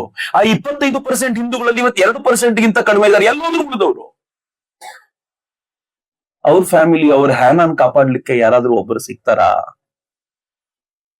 ಅಂತ ಹ್ಯಾನಾಗಳನ್ನ ಕಾಪಾಡ್ಲಿಕ್ಕೆ ಅಂತ ಸರ್ಕಾರ ಒಂದು CAA ತರಬೇಕು ಅಂತ ಹೋದ್ರೆ, ಒಂದು ಕಾನೂನು ತರಬೇಕು ಅಂತ ಹೋದ್ರೆ, ಸಿಟಿಸನ್ಶಿಪ್ ಅಮೆಂಡ್ಮೆಂಟ್ ಆಕ್ಟ್ ಅನ್ನು ತರಬೇಕು ಅಂತ ಹೋದ್ರೆ, ಸಂಬಂಧವೇ ಇಲ್ದವ್ರು ಕೂಗಾಡ್ತಾರಲ್ರಿ. This is my question. ಆ ಹ್ಯಾನಾನ, ಇಸ್ರೇಲಿನ ಹ್ಯಾನಾನ ನಾವು ಕಾಪಾಡಿದ್ವಿ. We could do that. But ನಮ್ಮ ಹ್ಯಾನಾನ್ ಕಾಪಾಡೋದು ಯಾರು? ನಾನಲ್ದೆ ನೀವಲ್ದೆ ಯಾರು ಕಾಪಾಡಬೇಕು? ನಂಗೆ ಬಹಳ ಕಾಡತ್ರಿ. ನಾನು ಸೌತ್ ಆಫ್ರಿಕಾಗ್ ಹೋದಾಗ, ನಿಮ್ಗೆ ಡಿವಿಯೇಷನ್ ಅನಿಸ್ಬೋದು, ಬಟ್ ಏನ್ ಮಾಡ್ಲಿ, ಈ ಕತೆ ಇರೋದೇ ಹಂಗೆ. ಇಸ್ರೇಲ್ನ ಕತೆಗೂ ನನ್ನ ಕತೆಗೂ, ನನ್ನ ದೇಶದ ಕತೆಗೂ ಬಹಳ ಹತ್ತಿರದ ಸಂಬಂಧ. ಸೌತ್ ಆಫ್ರಿಕಾಗ್ ಹೋದಾಗ ಈ ದೇಶಕ್ಕಿಂತಲೂ ಎತ್ತರೆತ್ತರದ ಆಂಜನೇಯನ ವಿಗ್ರಹಗಳನ್ನ ನೋಡಿ ನಮ್ ಸ್ವಾಮೀಜಿನ ಕೇಳಿದೆ, ಸ್ವಾಮೀಜಿ ನಮ್ ದೇಶದಲ್ಲೂ ಇಷ್ಟು ಎತ್ತರದ ಆಂಜನೇಯ ವಿಗ್ರಹ ಇಲ್ಲ, ಸೌತ್ ಆಫ್ರಿಕಾದಲ್ಲಿ ಹೆಂಗ್ ಸ್ವಾಮೀಜಿ, ಯಾರು ಪೂಜೆ ಮಾಡ್ತಾರೆ ಇಲ್ಲಿ ಅಂದಾಗ ಅವ್ರಂದ್ರು, ಬಹಳ ಹಿಂದೆ ಬ್ರಿಟಿಷರು ಇಲ್ಲಿ ಕರ್ಕೊಂಡ್ ಬಂದ್ಬಿಟ್ರು ಬಹಳ ಜನರನ್ನ. ಎಲ್ಲಿಗೆ ಹೋಗ್ತೀವಿ ಅಂತ ಅವ್ರಿಗೆ ಗೊತ್ತಿರಲಿಲ್ಲ, ಹಡಗ್ನಲ್ಲಿ ಹಾಕೊಂಡ್ರು. ಇಲ್ಲೇ ಒಂದ್ 4 ದಿನ ಕೆಲಸ ಮಾಡಿ ವಾಪಸ್ ಬರೋದು ಅನ್ಕೊಂಡ್ರು. ದೇಶ ಬಿಟ್ಟು ಸೌತ್ ಆಫ್ರಿಕಾಕ್ಕೆ ಕರ್ಕೊಂಡು ಹೋಗ್ಬಿಟ್ರು ಅವರು. ಸಂಬಂಧವೇ ಇಲ್ಲ. ದೊಡ್ಡ ದೊಡ್ಡ ಕಬ್ಬಿನ ಗದ್ದೆಗಳಲ್ಲಿ ಕೆಲಸ ಮಾಡ್ಲಿಕ್ಕೆ ಒಬ್ಬೊಬ್ಬರು ಬಿಟ್ಬಿಡೋದು. ಬೆಳಗಿಂದ ಸಂಜೆ ಮಾಡೋರು ಹೆಂಗೋ ಕೆಲಸ, ರಾತ್ರಿ ಆಗಿದ ತಕ್ಷಣ ಹೆದರಿಕೆ ಶುರುವಾಗೋದು ಅವ್ರಿಗೆ. ಏನ್ ಮಾಡೋದಪ್ಪ ಅಂತ ಅವ್ರಿಗೆ ನೆನಪಾಗ್ತಿದ್ದು ಒಂದೇ ದೇವ್ರು, ನಮ್ಮ ಆಂಜನೇಯ ಕಾಪಾಡ್ತಾನೆ ಅಂತ. ನಂಬಲ್ಲ. ಅಲ್ಲಿನ ಹಿಂದೂಗಳ ಜೊತೆ ಮಾತಾಡಿದ್ರೆ ಏನ್ ಹೇಳ್ತಾರೆ ಗೊತ್ತಾ? ನಮ್ ಪೂರ್ವಜರಿಗೆ ಸೌತ್ ಆಫ್ರಿಕಾದಲ್ಲಿ ಆಂಜನೇಯ ದರ್ಶನ ಕೊಡ್ತಾ ಇದ್ದ. ರಾತ್ರಿ ಎಲ್ಲ ಕಬ್ಬಿನ ಗದ್ದೆಯಲ್ಲಿ ಅವ್ರಿಗೆ ಹೆದರಿಕೆ ಆಗದೆ ಇರೋ ತರ ಅವ್ನು ಕಾಪಾಡ್ಲಿಕ್ಕೆ ನಿಲ್ತಿದ್ದ. ಹಿಂಗಾಗಿ ಅವರಿಗೆ ಆಂಜನೇಯನ್ ಕಂಡ್ರೆ ಬಹಳವಾದ ಪ್ರೀತಿ. ಈಗಲೂ ಅದನ್ನ ಮಾಡ್ತಾರೆ ಅಂತ. ನನಗೆ ನಿಮ್ಗೆ ಆಂಜನೇಯ ಯಾವತ್ತೂ ಕಾಣಲ್ಲ, ಯಾಕಂದ್ರೆ ಅಷ್ಟು ಶ್ರದ್ಧೆಯಿಂದ ಕರೆಯೋದಿಲ್ಲ. ಅವ್ರು ಕರೆದು ಬಿಟ್ರಲ್ಲ ಹಂಗೆ. ಆಂಜನೇಯ ಜೊತೆಯಲ್ಲಿ ಇರ್ತಿದ್ದ ಅಂತ. ಅವ್ರು ಹೆಂಗ್ ಪೂಜೆ ಮಾಡ್ತಾರ ಅವನನ್ನ ಅಂತಂದ್ರೆ, ಆ ಆಂಜನೇಯನನ್ನು ಉಳಿಸಿಕೊಂಡು ಇಡೀ ಹಿಂದೂ ಸಂಸ್ಕೃತಿ ಉಳಿಸ್ಕೊಂಡ್ಬಿಟ್ರಲ್ಲಿ. ಬಟ್ ನಂಗೆ ಇನ್ನೊಂದ್ ಏನ್ ಅನ್ಸುತ್ತೆ ಗೊತ್ತಾ? ಹಂಗ್ ಹೋದ ಕೆಲವರಿಗೆ ಹೋಗ್ಬೇಕಾದ್ರೆ ಖುಷಿ ಇರ್ಬೋದು. ಇಲ್ಲಿ ತುರ್ಕರ ಆಕ್ರಮಣದಲ್ಲಿ, ಇವರ ಈ ಕ್ರೌರ್ಯದಲ್ಲಿ ಬ್ರಿಟಿಷರ ಜೊತೆ ಅಲ್ಲಿಗೆ ಹೋದ್ರೆ ಚೆನ್ನಾಗಾದ್ರೂ ಇರ್ಬೋದೇನೋ ಅಂತ ಹೋದ್ರೆ, ಅಲ್ಲಿ ಇನ್ನೊಂದು ಕ್ರೌರ್ಯ. ಅಲ್ಲಿಂದ ಯಾರಾದ್ರೂ ವಾಪಸ್ ನನ್ ಭಾರತಕ್ಕೆ ಬಂದು ನನ್ ಮನೆ ಎಲ್ಲಿದೆ ಅಂತ ಹುಡುಕ್ತೀನಿ ಅಂತ ಪ್ರಯತ್ನ ಪಟ್ರೆ ಸಿಗಬಹುದಾಗಿತ್ತು ಭಾರತದಲ್ಲಿ. ನನಗೆ ಹ್ಯಾನಾ ಬಹಳ ಆ ಕಾರಣಕ್ಕೋಸ್ಕರ ಓದುವಾಗ್ಲೆಲ್ಲ ಒಂದು ಲೈನಲ್ಲಿ ಹ್ಯಾನಾ ಓಡ್ತಿದ್ಲು, ಮತ್ತೊಂದು ಲೈನ್ ನಲ್ಲಿ ಭಾರತದಿಂದ ಓಡೋಗಿರುವಂತ ಹಿಂದೂಗಳು ಇವರ ಆಕ್ರಮಣಕ್ಕೆ ತುತ್ತಾಗಿ. ಇಮ್ಯಾಜಿನ್ ಮಾಡಿ, ಈ ತೈಮೂರ್ ಲಂಗ್ ಬಂದ, ಮೊಹಮ್ಮದ್ ಗಜ್ನಿ ಬಂದ, ಘೋರಿ ಬಂದ, ಹೋಗ್ಬೇಕಾದ್ರೆ ಲಕ್ಷಾಂತರ ಹಿಂದೂ ಹೆಣ್ಣು ಮಕ್ಕಳನ್ನ, ಅವರು ದಾಸಿಯರನ್ನ ಕರ್ಕೊಂಡು ಹೋದ್ರಲ್ಲ. ಅದ್ಯಾವುದೋ ಹಿಂದೂ ಹೆಣ್ಣು ಮಗಳು ಅಲ್ಲಿ ತನಗೆ ಸಂಬಂಧವಿಲ್ಲದ ಒಂದು ಕಲ್ಚರ್ ನಲ್ಲಿ ಅತ್ಯಂತ, ಇಲ್ಲಾದ್ರೂ ಹ್ಯಾನಾನ್ ಚೆನ್ನಾಗಿ ನೋಡ್ಕೊಂಡ್ವಿ ನಾವು, ಆ ಕಲ್ಚರ್ ನಲ್ಲಿ ಅತ್ಯಂತ ಕೆಟ್ಟದಾಗಿ ಬದುಕಿ ತನ್ನ ಎದೆಯೊಳಗೆ ತನ್ನ ತಂದೆಯ ಕನಸುಗಳನ್ನ, ತಾಯಿಯ ಕನಸುಗಳನ್ನ, ಅಣ್ಣ ತಮ್ಮಂದಿರ ಕನಸುಗಳನ್ನ ಹೂತಾಕಿ ಸತ್ತೇ ಹೋಗ್ಬಿಟ್ಲಲ್ಲ. ಸೋ ಕ್ಲೋಸ್ ರೀ ನಾವು ಮತ್ತವರು. ನಮ್ಗೆ ಮತ್ತು ಇಸ್ರೇಲ್ಗೆ ರಿಲೇಷನ್ ಆಗ್ಲಿಕ್ಕೆ ನಮ್ಗೆ ಅವ್ರನ್ನು ಶಸ್ತ್ರಾಸ್ತ್ರ ಕೊಡಬೇಕು ಅಂತಿಲ್ಲ. ನಾವು ಸುಮ್ಮನೆ ಎದುರ ಬದ್ರು ಕೂತ್ಕೊಂಡ್ರೆ ವಿ ಆರ್ ವೆರಿ ಕ್ಲೋಸ್. ನಿಮ್ ಕತೆ ಮತ್ ನಮ್ ಕತೆ ಒಂದೇ. ಇವತ್ತಿಗೂ ನಿಮ್ ಕತೆ ಮತ್ ನಮ್ ಕತೆ ಒಂದೇ. ಯಾಕೆ ಅಂತಂದ್ರೆ, ನೀವು ಯಾರನ್ನ ಫೈಟ್ ಮಾಡ್ತಿದ್ದೀರೋ ನಾವು ಅವರೆಲ್ಲ ಫೈಟ್ ಮಾಡ್ತಿದ್ದೀವಿ. ನಿಮ್ ಕತೆ ನಮ್ ಕತೆ ಒಂದೇ. ಯಾಕೆ ಅಂತಂದ್ರೆ ಅಮೆರಿಕ ಯಾವ ಕಾರಣಕ್ಕೋಸ್ಕರ ನಿಮ್ಮನ್ನು ಬಳಸ್ಕೊಳ್ತಾ ಇದೆಯೋ, ಅಮೆರಿಕ ಅದೇ ಕಾರಣಕ್ಕೆ ನಮ್ಮನ್ನು ಬಳಸ್ಕೊಳ್ತಿದೆ. ಸೇಮ್ ಸೇಮ್ ಪ್ಲಾಟ್ಫಾರ್ಮ್ ಅಲ್ಲಿ ಇದ್ದೀವಿ. ನಮ್ ರಿಲೇಷನ್ ಯಾಕೆ ಸ್ಟ್ರಾಂಗು? ಇದೇ ಕಾರಣಕ್ಕೆ. ನಮ್ ರಿಲೇಷನ್ ನ ಯಾರು ಬಂದ್ರು ಹರಿಯಕ್ಕಾಗಲ್ಲ, ಯಾಕೆಂದ್ರೆ ಇದೇ ಕಾರಣಕ್ಕೆ. And they love us like anything. ಯಾಕೆ ಅಂತಂದ್ರೆ ಎಂಥ ಕಷ್ಟ ಕಾಲದಲ್ಲೂ ಭಾರತ ನಮ್ ಕೈ ಬಿಡ್ಲಿಲ್ಲ ಅನ್ನೋ ಕಾರಣಕ್ಕೆ. ಅಂಡ್ ಬಿಲೀವ್ ಮೀ, ಇಸ್ರೇಲಿಯನ್ರು ನಮ್ಗೆ ಯಾವತ್ತೂ ಕೈ ಬಿಡ್ಲಿಲ್ಲ. ನಾವು ಕೈ ಹಿಡಲಿಲ್ಲ. ಸ್ವತಂತ್ರ ಭಾರತದಲ್ಲಿ ನಮ್ಗೆ ಹೆಂಗ್ ಆಗ್ಬಿಡ್ತು ಅಂತಂದ್ರೆ, ಮುಸಲ್ಮಾನರು ವೋಟ್ ಬ್ಯಾಂಕಿನ ಕಡೆ ಗಮನ ಹರಿಸೋ ಅನೇಕ ಜನ ಇಸ್ರೇಲ್ನ ಪಕ್ಕಕ್ಕೆ ಇಟ್ಬಿಟ್ರು. ಇಸ್ರೇಲ್ ಸ್ವತಂತ್ರಗೊಂಡಿದ್ದು 1948 ನಲ್ಲಿ. ಅವನು ಹೇಳ್ದ ಅದನ್ನ. 1948 ನಲ್ಲಿ ಹೇಗೆ ಸ್ವತಂತ್ರವಾಯ್ತು ಅಂತಂದ್ರೆ, ಇಸ್ರೇಲಿನ ಜನ ಫೈಟ್ ಮಾಡಿ ಮಾಡಿ ಮಾಡಿ ಮಾಡಿ ತಮ್ಮ ದೇಶಕ್ಕೆ ವಾಪಸ್ ಹೋಗ್ಬೇಕು ಅಂತ ಸುಮ್ನೆ ಸ್ವತಂತ್ರ ಆಗಿ ನೀವೇನ್ ದಾನ ಕೊಡ್ಲಿಲ್ಲ ಅವ್ರಿಗೆ. You know what they did? ಜಗತ್ತಿನ ಬೇರೆ ಬೇರೆ ರಾಷ್ಟ್ರದಲ್ಲಿರೋರಿಗೆ ಎಲ್ರಿಗೂ ಇವ್ರು ಮೆಸೇಜ್ ಕೊಟ್ರು. ನಾನು ಇಸ್ರೇಲ್ನ ಬಗ್ಗೆ ಓದಬೇಕಾದ್ರೆ ಬಹಳ ಹೆಮ್ಮೆ ಅನ್ನಿಸ್ತಿತ್ತು. 2000 ವರ್ಷಗಳ ಕಾಲ ನನ್ನ ರಾಷ್ಟ್ರವನ್ನ ಮತ್ತೆ ಕಟ್ತೀನಿ ಮತ್ತೆ ಕಟ್ತೀನಿ ಮತ್ತೆ ಕಟ್ತೀನಿ ಅಂತ ಕನಸು ಕಟ್ಟೋರು. ಅವ್ರ ಬಗ್ಗೆ ಹೇಳುವಾಗ ಹೇಳ್ತಾರೆ, ಬರ್ಡೇ ನಲ್ಲಿ ಮಗುವಿಗೆ ಅವರು ದೀಪ ಹಚ್ಚಿ ಅವ್ರ ಮಗುವಿಗೆ ಸೆಲೆಬ್ರೇಟ್ ಮಾಡುವಾಗ ಹೇಳ್ತಿದ್ರಂತೆ, ಮಗು ಈ ವರ್ಷ ಫ್ರಾನ್ಸ್ ಅಲ್ಲಿ ಆಚರಣೆ ಮಾಡ್ತಿದೀವಿ, ಮುಂದಿನ ವರ್ಷ ಇಸ್ರೇಲ್ ಅಲ್ಲಿ. ಈ ಕನಸನ್ನು ಕಟ್ಟಿ ಕಟ್ಟಿ ಮಕ್ಕಳನ್ನ ಬೆಳೆಸಿದವರು ಅವರು 2000 ವರ್ಷಗಳ ಕಾಲ ಕನಸನ್ನು ಇಟ್ಕೊಂಡು ಬಂದ್ರು. ಫೈನಲಿ ಏನ್ ಮಾಡಿದ್ರು, ಈಗ ಹೋಗ್ಬೇಕು ನಾವು, ಟೈಮ್ ಹ್ಯಾಸ್ ಕಮ್ ಅಂತ ಡಿಸೈಡ್ ಮಾಡಿ ಅವ್ರು ಯಾರ್ದೋ ಭಿಕ್ಷೆ ಮೇಲೆ ಹೋಗ್ಲಿಲ್ಲ. ತಾವು ದುಡಿದ ಹಣವನ್ನ ಇಸ್ರೇಲ್ ನಲ್ಲಿ ಹಾಕಿ ಅಲ್ಲಿ ಜಾಗವನ್ನ ಕೊಂಡ್ಕೊಂಡು ಸಣ್ಣ ಸಣ್ಣ ಸಣ್ಣ ಸಣ್ಣ ಸಣ್ಣ ಕಾಲನಿ ಮಾಡ್ಕೊಂಡು ನಿಧಾನವಾಗಿ ಇಸ್ರೇಲ್ ಹೋಗಿ ಸೆಟ್ಲ್ ಆಗ್ಲಿಕ್ಕೆ ಶುರು ಮಾಡಿ. ಭಗವಂತ ಕಣ್ ತೆರೆದ. ಯಾವುದೋ ಒಂದು ಹಂತದಲ್ಲಿ ಒಟೋಮನ್ರನ್ನ ಸೋಲಿಸ್ಕೊಂಡು ಬ್ರಿಟಿಷರು ಅದರ ಮೇಲೆ ಕಂಟ್ರೋಲ್ ತೆಗೆದುಕೊಳ್ಳುವಂತ ಸಂದರ್ಭ ಬಂದಾಗ, ಪ್ರಾಬಲಿ ವರ್ಲ್ಡ್ ವಾರ್ ನ ನಂತರ ಆ ಕಂಟ್ರೋಲ್ ತೆಗೆದುಕೊಳ್ಳೋಕ್ ಬಂದಾಗ ಬ್ರಿಟಿಷರಿಗೆ ಈ ಪಾರ್ಟ್ ಸಿಕ್ತು. ಈ ಪಾರ್ಟ್ ತೆಗೆದುಕೊಂಡಾಗ ಈ ಬ್ರಿಟಿಷರು, ನಾನು ಒಂದ್ ಮಾತನ್ನು ಕೇಳ್ತಾ ಇದ್ದೆ, ಬಹಳ ಚೆನ್ನಾಗಿರುವಂತ ಮಾತು. ಜಗತ್ನಲ್ಲಿ ಎಲ್ಲಾದ್ರೂ ಎರಡು ಜನಾಂಗ ಕಿತ್ತಾಡ್ತಾ ಇದ್ರೆ, ಎಲ್ಲಾದ್ರೂ ಎರಡು ಜನಾಂಗ ಕಿತ್ತಾಡ್ತಿದ್ರೆ ಅಲ್ಲಿ ಸ್ವಲ್ಪ ವರ್ಷಗಳ ಹಿಂದೆ ಬ್ರಿಟಿಷರು ಓಡಾಡಿದ್ದಾರೆ ಅಂತ ಗ್ಯಾರಂಟಿ ಅಂತ. ಅಂತ ಏನು ಪದ ಬಳಸಿದ್ರೆ ಬೇಜ, ಕೆಟ್ಟ ಕಚಡ ಜನ ಅವರು. ನಾವು ಮತ್ತು ಮುಸ್ಲಿಮ್ಸ್ ಕಿತ್ತಾಡ್ತಿರೋದು ಯಾಕಂದ್ರೆ ಅವ್ರ ಕಾರಣಕ್ಕೇನೆ. ಇಲ್ಲದೆ ಹೋದ್ರೆ ಭಾರತೀಯ ಮುಸಲ್ಮಾನರ ಜೊತೆಗೆ ನಮ್ ಕಿತ್ತಾಟ ಇರ್ಲಿಲ್ಲ. ಅಲ್ಲಿ ಮುಸಲ್ಮಾನರ ಜೊತೆ ಕಿತ್ತಾಟ ಮಾಡುವಂತೆ ಮಾಡಿದ್ದ ಅವರೇ. ಯಾಕೆ ಅಂತಂದ್ರೆ ಅವ್ರು ನವಿರಾಗಿ ಹ್ಯಾಂಡಲ್ ಮಾಡಿದ್ರೆ ಒಂದು ಪ್ರತ್ಯೇಕ ರಾಷ್ಟ್ರವಾಗಿ ನಿಲ್ತಿದ್ರು ಅವರು. ಅವ್ರು ಏನ್ ಮಾಡ್ಬಿಟ್ರು ಅದನ್ನ ಅಂತಂದ್ರೆ, ನಾವು ಇಸ್ರೇಲಿಗರಿಗೆ ಒಂದು ಬೇರೆ ರಾಷ್ಟ್ರವನ್ನ ಮಾಡ್ಕೊಡ್ತೀವಿ, ಪ್ಯಾಲೆಸ್ತೇನ್ ನಲ್ಲಿ ಅವ್ರಿಗೊಂದು ಪ್ರತ್ಯೇಕ ರಾಷ್ಟ್ರ ಮಾಡ್ಕೊಡ್ತೀವಿ ಅಂತ ಅನೌನ್ಸ್ ಮಾಡ್ಬಿಟ್ರು. ಅನೌನ್ಸ್ ಮಾಡಿದ ತಕ್ಷಣ ಅರಬ್ ರಾಷ್ಟ್ರಗಳೆಲ್ಲ ಏನ್ ಮಾಡ್ಬಿಟ್ಟು, ಅದೇನ್ ಕೊಡ್ತೀರಾ ನೀವು, ಇದ್ರ ಹೆಸರೇ ಪ್ಯಾಲೆಸ್ತೇನ್ ಅಂತ, ನೀವ್ ಹೆಂಗೆ ಇಸ್ರೇಲ್ ಕೊಡ್ತೀರಾ ಅಂತ ಗಲಾಟೆ ಶುರುವಾಯ್ತು. ಎಲ್ಲ ಗಲಾಟೆ ಶುರುವಾದ ಸ್ಟ್ರಾಂಗ್ ಆಗಿ ನಿಲ್ಬೇಕಲ್ಲ, ಸ್ಟ್ರಾಂಗ್ ಆಗಿ ನಿಲ್ಲೋ ಟೈಮಲ್ಲಿ ಒಂದ್ ಹೆಜ್ಜೆ ಹಿಂದೆ ಸರ್ದದ. ಏನ್ ಮಾಡ್ಕೊಳ್ತೀರೋ ಮಾಡ್ಕೊಂಡ್ರಪ್ಪ. Same case with India Pakistan. ನಾನು ಹೇಳ್ತೀನಲ್ಲ, ನಮ್ದು ಅವ್ರದ್ದು ಎಷ್ಟು ರಿಸೆಂಬ್ಲೆನ್ಸ್ ಅಂತಂದ್ರೆ, ನಮಗೂ ಕೂಡ ಇಂಡಿಯಾ ಪಾಕಿಸ್ತಾನ್ ಕೊಡಬೇಕಾದ್ರೆ ಏನ್ ಮಾಡಿದ್ರು ಗೊತ್ತಾ? ರಾಡ್ಕ್ಲಿಫ್ ಕರ್ಕೊಂಡ್ ಬಂದು ಅವರು ಲೈನ್ ಹೇಳಿದ್ರಿ. ಲಿಟ್ರಲಿ ರಾಡ್ಕ್ಲಿಫ್ ಒಂದು ಮ್ಯಾಪ್ ಹಾಕೊಂಡು ಆ ಮ್ಯಾಪ್ ಅಲ್ಲಿ ಲೈನ್ ಎಳೆದ. ಆ ಲೈನ್ ಎಳೆದು ಇಷ್ಟು ಪಾಕಿಸ್ತಾನಕ್ಕೆ ಇಷ್ಟು. ಯಾಕೆ ಈ ಲೈನ್ ಎಳಿತಿದ್ಯಾ ಅಂತ ಯಾರೂ ಕೇಳಲಿಲ್ಲ. ಈ ಲೈನ್ ವಿಶೇಷ ಏನು, ಯಾಕೆ ಹಿಂಗಿದೆ ಯಾರೂ ಕೇಳಲಿಲ್ಲ. ಲೈನ್ ಎಳೆದು ಹೋಗ್ಬಿಟ್ಟ ಅವನು. ನಾವ್ ಇವತ್ತು ಕಿತ್ತಾಡ್ತಿದೀವಿ. ಬಾಬಾ ಸಾಹೇಬ್ರು ಹೇಳಿದ್ರೆ ಆ ಲೈನ್ ಸರಿ ಇಲ್ಲ. ನಾವು ಕಾಶ್ಮೀರದಲ್ಲಿ ಆ ಲೈನ್ ಅನ್ನು ಸೇವ್ ಮಾಡ್ಕೊಳ್ಳಿಕ್ಕೋಸ್ಕರ ಎಷ್ಟು ದುಡ್ಡು ಖರ್ಚು ಮಾಡ್ಬೇಕು ಗೊತ್ತಾ? ನಾವು ಯಾವುದು ನ್ಯಾಚುರಲ್ ಬೌಂಡ್ರಿ ಇದೆಯೋ ಅದನ್ನ ಆರಿಸ್ಕೊಳ್ಳೋಣ.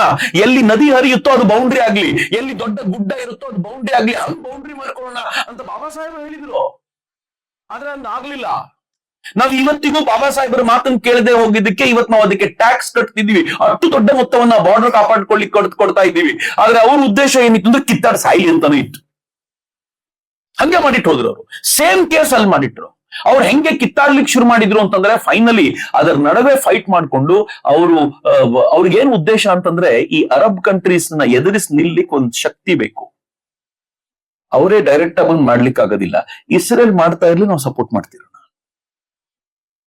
ಹಂಗ್ ಮಾಡಿ ಫೈನಲಿ ಎಲ್ಲಿಗೆ ತಂದು ನಿಲ್ಲಿಸ್ಬಿಟ್ರು ಅಂತಂದ್ರೆ, ಇಸ್ರೇಲಿಯರ್ ಹಠಾನೇ ಹಠ. ಅವ್ರು ಹಠ ಕಟ್ಟಿ ತಮ್ಮ ರಾಷ್ಟ್ರವನ್ನು ತಗೊಂಡ್ರು. ಆ ರಾಷ್ಟ್ರವನ್ನ ಕಟ್ಟಿ 1948 ಅಲ್ಲಿ UN ಕೊನೆಗೆ ಏನ್ ಹೇಳ್ತು ಅಂತಂದ್ರೆ, 2 ಸ್ಟೇಟ್ ಹೇಳಿಕೊಡೋಣ, ಇಷ್ಟು ಭಾಗ ನಿಮ್ಗೆ ಇಷ್ಟು ಭಾಗ ಅವರಿಗೆ ಅಂತ. Probably if I am not wrong, ಹೆಚ್ಚು ಕಡಿಮೆ 50-50ನೇ ಇತ್ತದು. ಅಷ್ಟು ಜಾಗ ನಿಮ್ಗೆ ಅಂತ ಹೇಳ್ತು. Israel readily accepted. ಸಾಕಪ್ಪ, ನಮ್ಗೆ ಎಷ್ಟು ಅಂತ ಕಿತ್ತಾಡದ್, ನಾವು ಚೆನ್ನಾಗಿ ನಮ್ ಲ್ಯಾಂಡ್ ಅಲ್ಲಿ ಇರ್ತೀವಿ, ಇದ್ ನಮ್ ಲ್ಯಾಂಡ್ ಅಂತ ಆರಾಮಾಗಿ ಬದುಕ್ತೀವಿ, ನಾವು ಒಪ್ಕೊಳ್ತೀವಿ ಅಂತ. ಅರಬರು ಒಪ್ಕೊಳ್ಳಿಲ್ಲ. 2 ನೇಷನ್ ಥಿಯರಿಗೆ.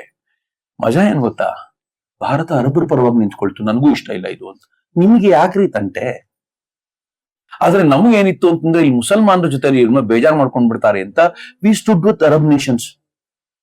1948 ಅಲ್ಲಿ ಅವ್ರು ಸ್ವತಂತ್ರ ಆದ್ರು. ಸ್ವತಂತ್ರ ಆಗಿದ ತಕ್ಷಣ ಕೆಲವು ರಾಷ್ಟ್ರಗಳು ಅವ್ರನ್ನ ಗುರುತಿಸಿದ್ವು, ಇನ್ಕ್ಲೂಡಿಂಗ್ ಅಮೆರಿಕ ಎಲ್ಲ ಅವರಿಗೆ ರೆಕಗ್ನಿಷನ್ ಕೊಟ್ವು. Fine, good. ಭಾರತ ಕೊಡ್ಲಿಲ್ಲ. 1950 we said we will recognise you, because ತುಂಬಾ ರಾಷ್ಟ್ರಗಳು ಅಷ್ಟೊತ್ತಿಗೆ ರೆಕಗ್ನೈಸ್ ಮಾಡಿದ್ವು.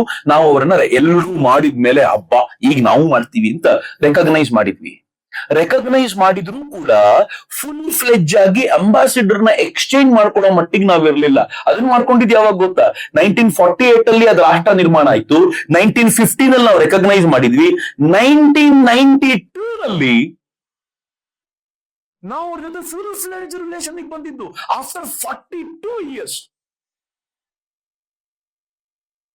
ದ ರೀಸನ್ ಒಂದೇ ಅಷ್ಟೇ. ಇನ್ನೋರಿಗೆ ಬೇಜಾರಾಗ್ಬಿಟ್ರೆ ಹೆಂಗಪ್ಪ ಮಾಡೋದು ನಾವು? ಮತ್ತು ಮೇ ಬಿ ನಾನು ಒಂದೇ ಒಂದ್ ಕಾರಣ ಅಂತ ಹೇಳಿದೆ, ಅರಬ್ ರಾಷ್ಟ್ರಗಳವ್ರು ಬೇಜಾರ್ ಮಾಡ್ಕೊಂಡ್ರೆ ಆಯಿಲ್ ಡಿಪೆಂಡೆನ್ಸಿ ಇದೆ, ನಮ್ಗೆ ಆಯಿಲ್ ಕೊಡಲ್ಲ ಅನ್ಬಿಟ್ರೆ ಏನ್ ಮಾಡ್ಬೇಕು, ಈ ತರದ್ 1000 ಇರ್ಬೋದು. ಬಟ್ ಸ್ಟಿಲ್ ದೇವರ್ ಅವರ್ ಗ್ರೇಟ್ ಫ್ರೆಂಡ್ಸ್. ಆದ್ರೆ ನನಗೆ ಇದ್ರ ಜೊತೆ ಇರುವಂತ ಮಜಾ ಏನು ಅಂತಂದ್ರೆ, ಈ ಅವ್ರ ವಿರುದ್ಧ ಪ್ಯಾಲೆಸ್ತೈನ್ ಲಿಬರೇಷನ್ ಆರ್ಗನೈಸೇಷನ್ ಶುರುವಾಯ್ತು, ಯಾಸರ್ ಅರಾಫಾತ್ ಅಂತ. ಯಾಸರ್ ಅರಾಫಾತ್ ಒಂದು ಟೀಮ್ ಅನ್ನು ಕಟ್ಕೊಂಡು ಮಾಡಿದ್ನಲ್ಲ. ಈ PLO ಅದು ನಿರ್ಮಾಣಗೊಂಡ ಕೆಲವೇ ದಿನಗಳಲ್ಲಿ ಭಾರತ PLO ರೆಕಗ್ನೈಸ್ ಮಾಡ್ತು. ಪ್ಯಾಲೆಸ್ತೈನ್ ಅಂತ ಆದ್ರೆ ಅದರ ಹೆಡ್ಸ್ ಅವ್ರು ಇರ್ತಾರೆ ಅಂತ ಇಮಿಡಿಯೇಟ್ ರೆಕಗ್ನೈಸ್ ಮಾಡ್ಬಿಟ್ವಿ ನಾವು PLO ನ. 1988 ಅಲ್ಲಿ ಪ್ಯಾಲೆಸ್ತೈನ್ ಅಥವಾ ಏನು ಪ್ರತ್ಯೇಕ ಪ್ಯಾಲೆಸ್ತೈನ್ ಒಪ್ಕೊಳ್ತೋ ಇಮಿಡಿಯೇಟ್ ಆಗಿ ರೆಕಗ್ನೈಸ್ ಮಾಡಿದ್ವಿ. ನೀವು ನಂಬಲ್ಲ ಹೇಳಿದ್ರೆ, ಅರಬ್ ಕಂಟ್ರೀಸ್ ಫಸ್ಟ್ ರೆಕಗ್ನೈಸ್ ಮಾಡ್ತು. ನಾನ್ ಅರಬ್ಸ್ ಅಲ್ಲಿ ರೆಕಗ್ನೈಸ್ ಮಾಡಿದ ಮೊದಲಿಗರ ನಾವೇ. ಇಸ್ರೇಲ್ ನ ರೆಕಗ್ನೈಸ್ ಮಾಡಿ ಫುಲ್ ಫ್ಲೆಜ್ಡ್ ಆಗಿರುವಂತ ರಾಜತಾಂತ್ರಿಕ ಸಂಬಂಧಗಳನ್ನು ಡೆವಲಪ್ ಮಾಡ್ಕೊಳ್ಳಿಕ್ಕೆ ವಿ ಟುಕ್ 42 years. ಆದ್ರೆ ಪ್ಯಾಲೆಸ್ತೈನ್ ರೆಕಗ್ನೈಸ್ ಮಾಡ್ಲಿಕ್ಕೆ ಮಾತ್ರ ತಡನೇ ಮಾಡ್ಲಿಲ್ಲ. ಇಮಿಡಿಯೇಟ್ ಆಗಿ ನಾವು ರೆಕಗ್ನೈಸ್ ಮಾಡುವಂತ ಪ್ರಮೇಯ ಬಂತು. ಬಟ್ ಮಜಾ ಏನು ಅಂತಂದ್ರೆ, 1950 ಇಂದ 1992 ವರೆಗೂ, ನರಸಿಂಹರಾಯರು ಬರೋವರೆಗೂ ನಾವು ಕದ್ದು ಮುಚ್ಚಿ ಇಸ್ರೇಲ್ ಜೊತೆ ಸಂಬಂಧ ಇಟ್ಕೊಂಡಿದ್ವಿ, ಓಪನ್ ಆಗಿರ್ಲಿಲ್ಲ. ಕದ್ದು ಮುಚ್ಚಿ ಹೆಂಗಿತ್ತು ಅಂತಂದ್ರೆ, ಇಸ್ರೇಲ್ ತನ್ನ ಅತ್ಯಂತ ಪ್ರಮುಖವಾದ ಇಂಟೆಲಿಜೆನ್ಸ್ ಮಾಹಿತಿಗಳನ್ನ ಜೊತೆ ಹಂಚಿಕೊಳ್ತಿತ್ತು ಭಾರತದ ಜೊತೆಗೆ. 1962 ಇಂಡೋ ಚೈನಾ ವಾರ್ ಆದಾಗ ಇಸ್ರೇಲ್ ನ ಇಂಟೆಲಿಜೆನ್ಸ್ ತುಂಬಾ ಕೆಲಸ ಮಾಡ್ತು. ನಮಗೆ ಬೇಕಾಗಿರುವ ಶಸ್ತ್ರಾಸ್ತ್ರ ಕೊಡೋದಲ್ಲಿ ಯಾವತ್ತೂ ಹಿಂದೆ ಮುಂದೆ ನೋಡಲಿಲ್ಲ. 1965 ಪಾಕಿಸ್ತಾನ ಜೊತೆಗೆ ಯುದ್ಧ ಆದಾಗ ಇಸ್ರೇಲ್ ನಮ್ಗೆ ಮೋರ್ಟಾರ್ಗಳನ್ನ ಕೊಡೋದಕ್ಕೋಸ್ಕರ ಸಿಕ್ಕಾಪಟ್ಟೆ ಸಹಕಾರ ಮಾಡಿತು. 1971 ನಾವು ಪಾಕಿಸ್ತಾನ ಜೊತೆಗೆ ಮತ್ತೊಂದು ಯುದ್ಧ ಮಾಡಿ ಬಾಂಗ್ಲಾದೇಶವನ್ನ ಪ್ರತ್ಯೇಕ ಮಾಡುವಾಗ ಇಡೀ US ನಮ್ ವಿರುದ್ಧ ನಿಂತಿತ್ತು. ನಾವು 16-17 ದಿನದಲ್ಲಿ ಯುದ್ಧ ಮುಗಿಸದೆ ಹೋಗ್ಬಿಟ್ಟಿದ್ರೆ ಕ್ವಿಕ್ ಆಗಿ, ಆಗ US ಬಾಂಗ್ಲಾದೇಶದ ಪರವಾಗಿ ಬಂದು ಅಥವಾ ಈಸ್ಟ್ ಪಾಕಿಸ್ತಾನದ ಪರವಾಗಿ ಬಂದು ನಮ್ಗೆ ಉಲ್ಟಾ ಮಾಡುವಂತ ಸಾಧ್ಯತೆ ಇತ್ತು. ಅಂತದ್ರಲ್ಲಿ ಭಾರತದ ಪರವಾಗಿ ಅಮೆರಿಕ ಅವ್ರಿಗೆ ಪೂರ್ತಿ ಸಪೋರ್ಟ್ ಅಂತ ಗೊತ್ತಿದ್ದಾಗಲೂ, ಇಸ್ರೇಲ್ ಮತ್ತು ಅಮೆರಿಕದ ಬಾಂಧವ್ಯ ಗಟ್ಟಿಯಾಗಿದ್ದಾಗಲೂ ಕೂಡ ಅದನ್ನ ಮೀರಿ ನಿಂತು ನಮ್ಗೆ ಸಪೋರ್ಟ್ ಮಾಡಿದ್ ಇಸ್ರೇಲ್. ನಾನು ಹೆಂಗೆ ಬಾಂಧವ್ಯನ ಮರೀಲಿ? ನಾನು ಹೆಂಗೆ ಇಸ್ರೇಲ್ನ ಬಿಟ್ಕೊಡ್ಲಿ? ಯಾರೋ 4 ಜನರಿಗೆ ನೋವಾಗುತ್ತೆ ಅಂತಂದ್ರೆ ನನ್ ಜೊತೆ ಕಷ್ಟ ಕಾಲದಲ್ಲಿ ನಿಂತ್ಕೊಂಡ ಇಸ್ರೇಲ್ನ ಬಿಟ್ಕೊಡ್ಲಿಕ್ಕೆ ಆಗತ್ತಾ? ಮಿತ್ರ, 1999 ಇನ್ಫ್ಯಾಕ್ಟ್ 1971 ಜಾಬ್ಲುಡೋವಿಕ್ಸ್ ಅವನು ಒಂದು ಫ್ಯಾಕ್ಟರಿ ನಡೆಸ್ತಿದ್ದ. ಅವನದೇ ಒಂದು ಕಂಪನಿ ಇತ್ತು ಶಸ್ತ್ರಾಸ್ತ್ರ ತಯಾರಿಕೆದು. ಅವನ್ ಲೀವ್ ಅಲ್ಲಿದ್ದ. ಭಾರತ ಕೇಳ್ಕೊಳ್ತಾ ಅರ್ಜೆಂಟ್ ಇದೆ ನನಗೆ ಅಂದ ತಕ್ಷಣ US ಹೋಗಿ ಅಲ್ಲಿ ಭಾರತೀಯ ಏಜೆಂಟ್ ಅನ್ನು ಭೇಟಿ ಮಾಡಿ ತಾನು ಕೊಡಬೇಕಾದ ಶಸ್ತ್ರಾಸ್ತ್ರಗಳಿಗೋಸ್ಕರ ಎಲ್ಲ ಸಪೋರ್ಟ್ ಮಾಡಿದವನು ಅವನು. ಭಾರತ ಮತ್ತು ಇಸ್ರೇಲ್ನ ಸಂಬಂಧ ಅಷ್ಟು ಗಟ್ಟಿ. 1999 ನಮ್ಮ ಹತ್ರ ಶಸ್ತ್ರಾಸ್ತ್ರಗಳ ಕೊರತೆ ಇದೆ ಅಂತ ಗೊತ್ತಾದಾಗ ನಿನ್ ಜೊತೆ ನಾನಿದ್ದೀನಿ, ಏನು ಹೆದರ್ಕೋಬೇಡ, ಪಾಕಿಸ್ತಾನಕ್ಕೆ ಏನ್ ಮಾಡ್ಬೇಕೋ ಮಾಡಿ ಮುಗಿಸು. ಜಗತ್ನಲ್ಲಿ ಯಾರು ನೀನ್ ಯುದ್ಧ ಮಾಡಿದ್ ತಪ್ಪು ಅಂದ್ರು, ಅರ್ಧ ರಾತ್ರಿ ಎಬ್ಬಿಸಿ ಕೇಳಿದ್ರು ನೀನ್ ಯುದ್ಧ ಮಾಡಿದ್ ಸರಿ ಅಂತ ಹೇಳಲಿಕ್ಕೆ ನಾನಿದ್ದೀನಿ ಅಂತ ಹೇಳಿದ್ದು ಅದು ಇಸ್ರೇಲ್. ಇನ್ಫ್ಯಾಕ್ಟ್ ಒಂದು ಕಡೆ ಮಾತ್ರ ಇಸ್ರೇಲ್ ನ ಕುರಿತಂತೆ ನಮ್ಮ ಬಗ್ಗೆ ಮಾತಾಡುವಾಗ ಒಂದು ಮಾತನ್ನ ಹೇಳ್ತಾರೆ. ಇಸ್ರೇಲ್ ನಮ್ಗೆ ನಾವು ಅಣುಶಕ್ತಿಯ ಟೆಸ್ಟ್ ಮಾಡಿದಾಗ ಸಪೋರ್ಟ್ ಮಾಡ್ಲಿಲ್ಲ ಅಂತ. ಇನ್ಫ್ಯಾಕ್ಟ್ ನಮಗೂ ಇಸ್ರೇಲ್ಗೂ ಸಪೋರ್ಟ್ ಮಾಡ್ಲಿಕ್ಕೆ ಅವಾಗೊಂದು ಬಾಂಧವ್ಯವೇ ಇರಲಿಲ್ಲ. ಇಂದಿರಾ ಗಾಂಧಿಯ ಕಾಲಕ್ಕೆ ನಾವು ಮಾಡಿದ್ವಿ ಮೊದಲನೇ ಬಾರಿ ಪೋಖ್ರಾನ್ ಟೆಸ್ಟ್. ಆವಾಗ US ಅದನ್ನ ವಿರೋಧಿಸಿತ್ತು. Israel was US ally. ಹೀಗಾಗಿ ಎಲ್ರು ಏನ್ ಹೇಳ್ತಾರೆ ಅಂತಂದ್ರೆ, ಇಸ್ರೇಲ್ ನಮ್ ಪರವಾಗಿ ಅವತ್ತು ಮಾತಾಡ್ಲಿಲ್ಲ. ಹೆಂಗ್ರಿ ಮಾತಾಡತ್ತೆ? ನೀವು ರಾಜತಾಂತ್ರಿಕವಾಗಿ ಸಂಬಂಧವನ್ನೇ ಎಸ್ಟಾಬ್ಲಿಷ್ ಮಾಡ್ಕೊಳ್ಳಿಲ್ಲ. ಆದ್ರೆ ಅದಾದ ನಂತರ ವಾಜಪೇಯಿ ಅವ್ರ ಕಾಲಕ್ಕೆ Israel stood very strong with us. ಬಹಳ ಸ್ಟ್ರಾಂಗ್ ಆಗಿ ನಮ್ ಜೊತೆ ನಿಂತ್ಕೊಂಡು ನೀವು ಮಾಡಿದ್ ಸರಿಯಾಗಿದೆ ಅಂತ ಇವತ್ತಿನವರೆಗೂ ಆಪರೇಷನ್ ಸಿಂಧೂರ್ ಟೈಮ್ ನಲ್ಲೂ ಕೂಡ ಇಸ್ರೇಲ್ ಬಲವಾಗಿ ನಿಂತ್ಕೊಳ್ತು. ಇವತ್ತು ಭಾರತ ಇಸ್ರೇಲ್ ನ ಸಂಬಂಧ ಹೆಂಗಿದೆ ಗೊತ್ತಾ? ಆಫ್ಟರ್ ನರೇಂದ್ರ ಮೋದಿ ಭಾರತ ಮತ್ತು ಇಸ್ರೇಲ್ ಹೆಂಗಿದೆ ಅಂತಂದ್ರೆ, ಇವತ್ತು ಇಸ್ರೇಲ್ ನಮ್ಗೆ ಶಸ್ತ್ರಾಸ್ತ್ರಗಳನ್ನ ಒದಗಿಸಲ್ಲ, ನಮ್ಗೆ ಶಸ್ತ್ರಾಸ್ತ್ರಗಳನ್ನು ಕೊಡಲ್ಲ, ಉಲ್ಟಾ ನಾವ್ ಅಲ್ಲೇ ಪ್ರೊಡ್ಯೂಸ್ ಮಾಡ್ತೀವಿ ಅಂತ ಹೇಳುತ್ತೆ ಇಸ್ರೇಲ್. ಇವತ್ತು ಭಾರತದಲ್ಲಿ ಪ್ರೊಡ್ಯೂಸ್ ಮಾಡುತ್ತೆ. ನಮಗೂ ಮತ್ತು ಇಸ್ರೇಲ್ಗೂ ಇರುವಂತ ಸಂಬಂಧ, ಇನ್ಫ್ಯಾಕ್ಟ್ ಆಪರೇಷನ್ ಸಿಂಧೂರ್ ನಲ್ಲಿ ಬರಾಕ್ 8 ಅನ್ನ ಯೂಸ್ ಮಾಡಿದ್ದಾರೆ ಅಂತ ಏನ್ ಮಾತಾಡ್ತೀವಲ್ಲ, ಅದು ಏರ್ ಡಿಫೆನ್ಸ್ ಸಿಸ್ಟಮ್ ಗೆ ಬೇಕಾಗಿರುವಂತದ್ದು. ಆ ಬರಾಕ್ 8 ಅನ್ನ ನಮ್ DRDO ಜೊತೆಗೆ ಸೇರಿ ಇಸ್ರೇಲ್ ನ ಏರೋಸ್ಪೇಸ್ ಲ್ಯಾಬ್ ನವ್ರು ಸೇರ್ಕೊಂಡು ಇಲ್ಲೇ ನಿರ್ಮಾಣ ಮಾಡಿರೋದು ಬರಾಕ್ 8. ಇಲ್ಲಿಂದ ನಾವು ಎಕ್ಸ್ಪೋರ್ಟ್ ಮಾಡ್ತೀವಿ. ಬರೋ ದಿನಗಳಲ್ಲಿ ನಮ್ಮ ಮತ್ತು ಅವರ ಬಾಂಧವ್ಯ ಎಷ್ಟು ಬಲಿಷ್ಠವಾಗಿದೆ, ಈಗಲೇ ಆಗಿದೆ. ಮೊನ್ನೆ ಇತ್ತೀಚೆಗೆ ನರೇಂದ್ರ ಮೋದಿ ಅವರು ಈ ಇರಾನ್ ಮತ್ತು ಇಸ್ರೇಲ್ ವಾರ್ ಶುರುವಾಗುವ 48 ಅವರ್ಸ್ ಮುಂಚೆ ಅಲ್ಲಿದ್ರು. ಎಲ್ಲಿವರೆಗೂ ಜನರಿಗೆ ಅನ್ಸಿದೆ ಅಂತಂದ್ರೆ ಮೋದಿನೇ ಏನೋ ಮಾಡಿ ಬಂದ್ಬಿಟ್ಟಿದ್ದಾರೆ ಅವರಿಗೆ ಅಂತ ಅನ್ನಿಸುವಷ್ಟರ ಮಟ್ಟಿಗೆ 48 ಅವರ್ಸ್ ಮುಂಚೆ.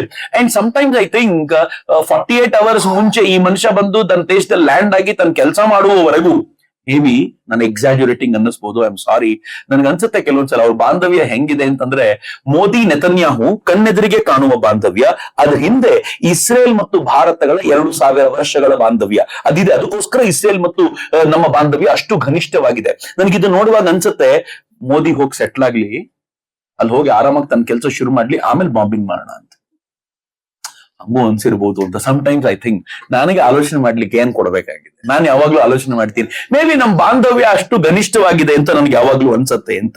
2017 ನಲ್ಲಿ ನರೇಂದ್ರ ಮೋದಿ ವಿಸಿಟ್ ಮಾಡ್ತಾರೆ. Probably he was the first PM, if I am not wrong, first PM visit ಮಾಡಿದ್ದು. ಬಟ್ ನಮ್ ಸ್ಟ್ಯಾಂಡ್ ಹೆಂಗಿದೆ ಗೊತ್ತಾ? We say to Israel, 2 nation theory we accept, Palestine ಒಂದು ಪ್ರತ್ಯೇಕ ರಾಷ್ಟ್ರ ಅನ್ನೋದನ್ನ ಕೊಡಬೇಕು. ಆದ್ರೆ ಇಸ್ರೇಲ್ ನ ಸಾವರಿನಿಟಿ ಬಗ್ಗೆ ನಾವು ಮಾತೇ ಆಡೋದಿಲ್ಲ. ಇಸ್ರೇಲ್ ಪರ್ಫೆಕ್ಟ್ ಆಗಿದೆ, ಅವರು ತನ್ನ ರಕ್ಷಣೆಗೆ ಏನ್ ಮಾಡಬೇಕು ಅದನ್ನ ನಾವು ಪೂರ್ಣ ಪ್ರಮಾಣದಲ್ಲಿ ಇಸ್ರೇಲ್ ಜೊತೆಗೆ ನಿಂತ್ಕೊಳ್ತೀವಿ ಅಂತ ಪರ್ಫೆಕ್ಟ್ ಆಗಿರುವಂತ, ಡಿಸ್ಟಿಂಕ್ಟ್ ಆಗಿರುವಂತ ಒಂದು ನಿರ್ಣಯವನ್ನ ನಾವು ಇಸ್ರೇಲ್ ಜೊತೆ ಇಟ್ಕೊಂಡಿದ್ದೀವಿ.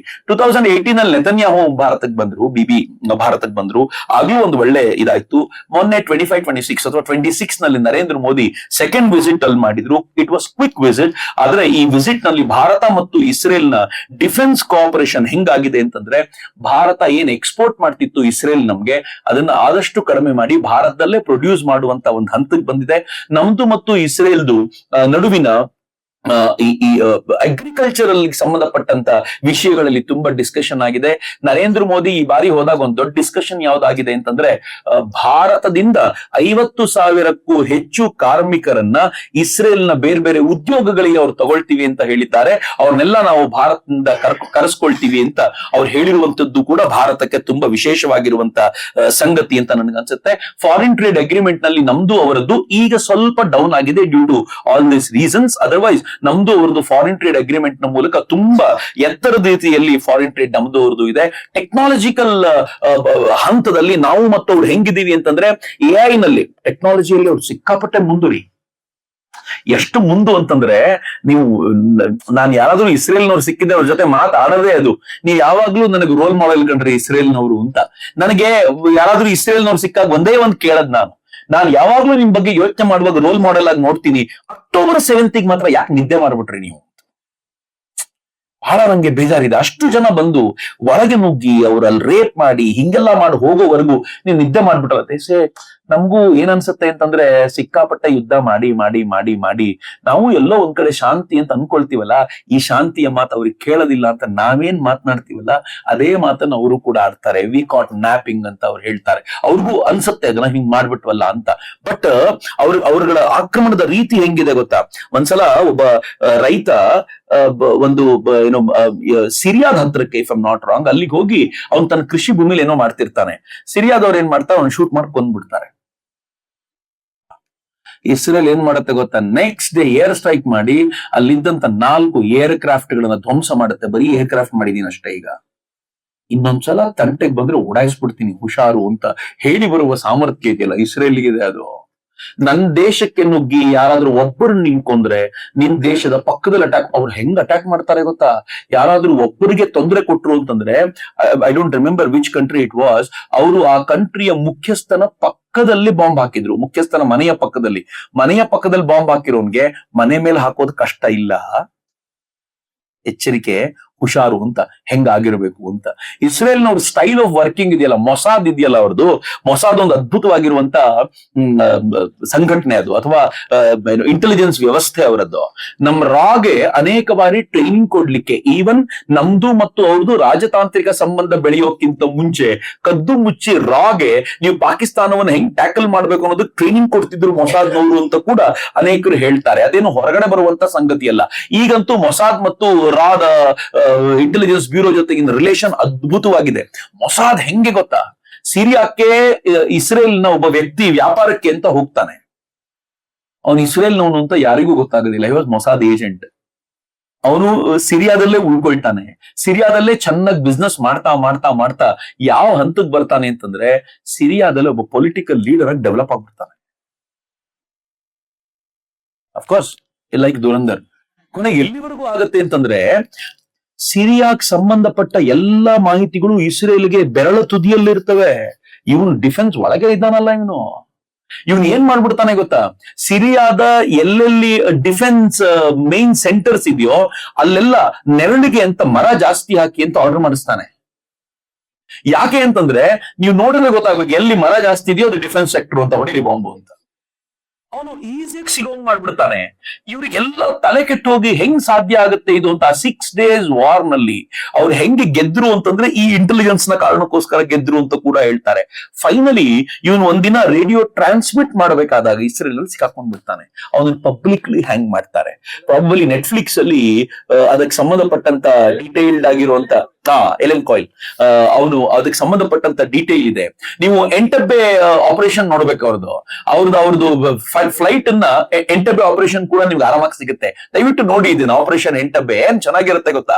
ಪ್ಯಾರಿಸ್ಗೆ ಹೋಗ್ಬೇಕಾಗಿರುವಂತ ಇವರ ಫ್ಲೈಟ್ ಅನ್ನ ಹೈಜಾಕ್ ಮಾಡಿಕೊಂಡು ಈದಿ ಅಮೀನ್ ಇರುವಂತ ಉಗಾಂಡ ಕರ್ಕೊಂಡು ಹೋಗ್ಬಿಟ್ರೆ, ಉಗಾಂಡಕ್ ಹೋಗಿ ಇವ್ರನ್ನೆಲ್ಲ ಬಿಡಬೇಕು ಅಂದ್ರೆ ಇಷ್ಟು ಟೆರರಿಸ್ಟ್ ಗಳನ್ನ ಬಿಡಬೇಕು ಅಂತ ಅವ್ರು ಹೇಳ್ತಾರೆ. Nothing doing. ಏನ್ ಮಾಡ್ಬೇಕು ಅಂತ ನೋಡ್ತಾರೆ. ಆಗಿನ ನೆತನ್ಯಾಹು, ಹಿಂದಿನ ನೆತನ್ಯಾಹು, ಅವನೇನ್ ಮಾಡ್ತಾನೆ, ಫ್ಲೈಟ್ ಅನ್ನು ತೆಗೆದುಕೊಂಡು ಅವನೇ ಆಪರೇಷನ್ ಮಾಡ್ತಾನೆ. ಅತ್ಯಂತ ಕೆಳ ಹಂತದಲ್ಲಿ ರೆಡಾರ್ ಕೈಗೆ ಸಿಗದಂತೆ ಅಲ್ಲಿ ಹೋಗ್ತಾರೆ. ಹೋಗುವಾಗ ಈದಿ ಅಮೀನ್ ಬರೋ ತರದ ಗಾಡಿ ಯಾವ್ದಿರುತ್ತೋ, ಬ್ಲಾಕ್ ಕಾರುಗಳು, ಆ ತರದ ಕಾರುಗಳನ್ನ ಫ್ಲೈಟ್ ನಲ್ಲಿ ಇಟ್ಕೊಂಡು ಆ ಕಾರುಗಳನ್ನ ಸ್ವಲ್ಪ ದೂರದಲ್ಲಿ ಇಳಿಸಿ ಈದಿ ಅಮೀನ್ ಸ್ಟೈಲ್ ನಲ್ಲೇ ಅಲ್ಲಿಗೆ ಹೋಗಿ ಇಳಿತಾರೆ.